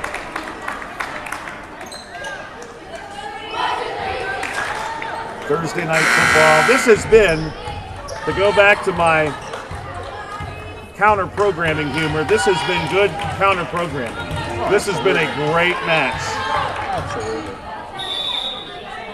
October, of course, Breast Cancer Awareness Month. Majora's dressed in pink, and Teets with the pink shoes is able to get the first touch. The Leopards can't return it. And now, Steve, I think of your Uniontown, maybe you sort of have that blood in the water mentality. Brown is out of the game. Teets helping in the back row. She's pushed back right now. You have to feed off this environment right now, Josh. The crowds come to life, right? They usually do when you're up. But it's how the players can harness this home court advantage right now in this fifth set as you're up 8-3. What a battle so far. Uniontown won the first 2 sets. Belle Vernon won the second 2 sets. Coach Nottingham very active, talking. I think you see some laser focus from the Red Raiders tonight. Wasik passes to Nichols. They go to Roebuck. Roebuck takes a big swing, pops it up in the air. Hallie Campbell, good communication. She wanted Lena Orndorff. Orndorff swings it across. Coming back the other way. Alexander gets one off the hands of Hallie Campbell. 8-4. Now, if you want to find the silver lining, if you want some solace out of that, Teets now also officially out of the front row. Hallie Campbell will set up Ava Livingood, who goes right to Teets. Nichols sets up Alexander, swinging back. That one almost hits Paulina Nottingham. It's out of play. 9-4, and Uniontown needs 6.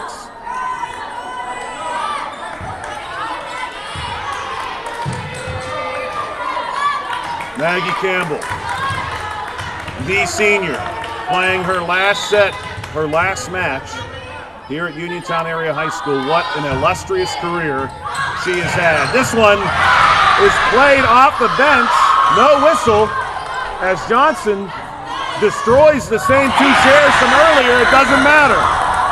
Ava Livingood sends it home, and that's going to bring up another timeout by Belle Vernon. 10-4. Now, Steve, we are approaching the 9 o'clock hour. As I look across the bleachers, I see some students here tonight, and I am going to say this as clearly as possible. The fact that you were still here does not mean you get out of doing your homework. Homework due tomorrow. Wide eyes in the arena here, Josh. Wide eyes. We got some late night homework to do. 10-4. We'll see if Maggie Campbell can get them started early.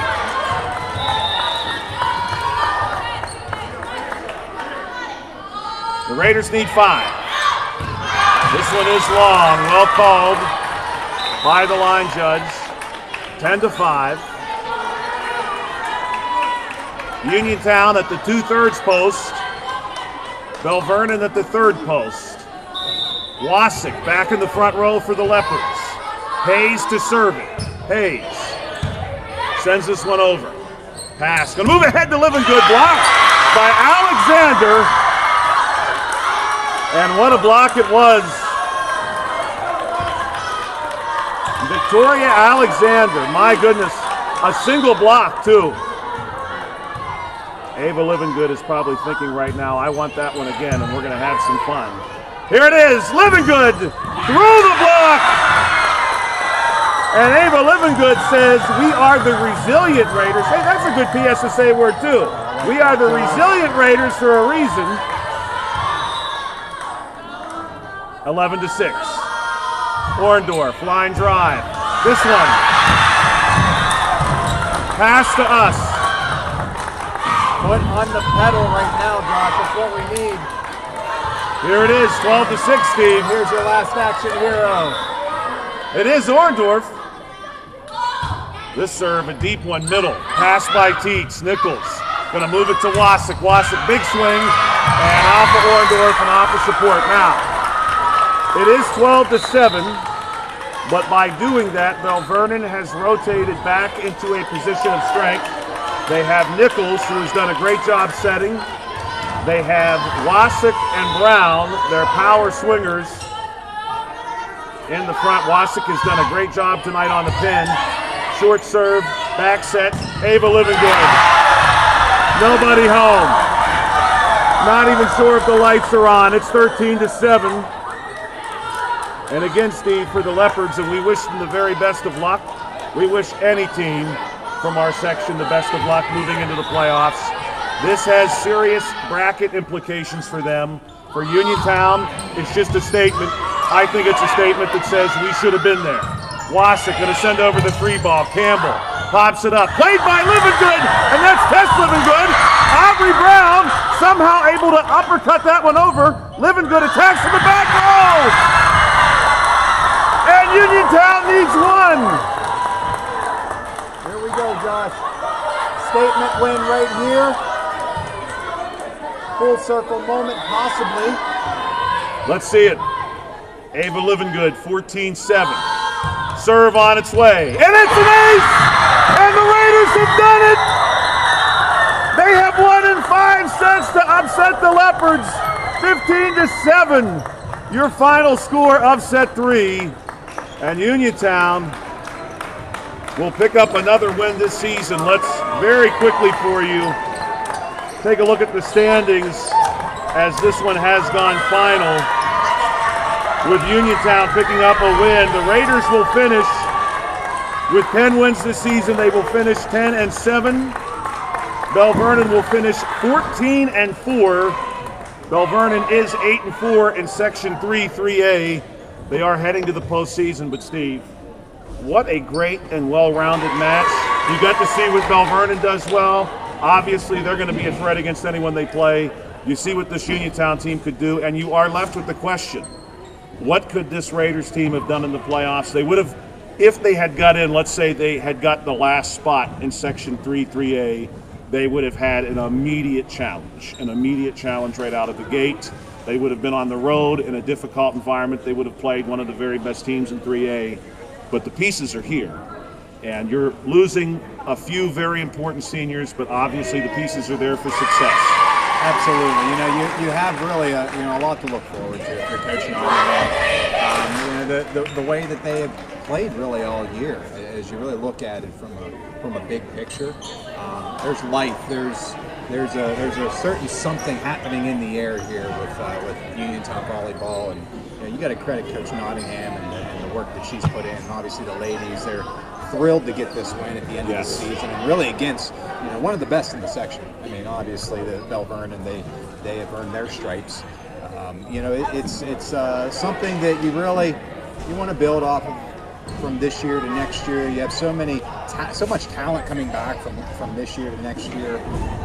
It's really the sky's the limit for Uniontown. I'm excited to see what they put out next year, but also it's something to hang your hat on for this year for the seniors. More I think so. And the following, the support, the boosters, the parents, the friends, the family. everyone that helped make this season a wonderful experience for these young ladies. Well, Steve, I want to thank you for being with us. Great note to finish on. Uniontown enjoying that really impressive win tonight, and it does keep our winning percentage on UHS Talk very good. Coach Nottingham will want to know for next season, in the 5 matches we covered, Uniontown was 4-1. Pretty impressive, I think, winning percentage for us, so we have been pleased to bring this to you, and I want to thank Stephen again, Stephen Oberle from Carlow University, former Uniontown Red Raider in his high school days. He has given us his evening and has done a great job, of course, as always for us. And maybe down the road, as you consider your educational future, keep your eye out for his name and for the good work he's going to be doing at Carlow and at Penn West California, for that matter. And I certainly hope that he's able to join us again in the future as we move into girls basketball and swimming. For Stephen Oberle, I'm Joshua Scully. You've been listening to UHS Talk. You'll hear us again in our next season. We will transition into winter season in just a few weeks. Have a great night.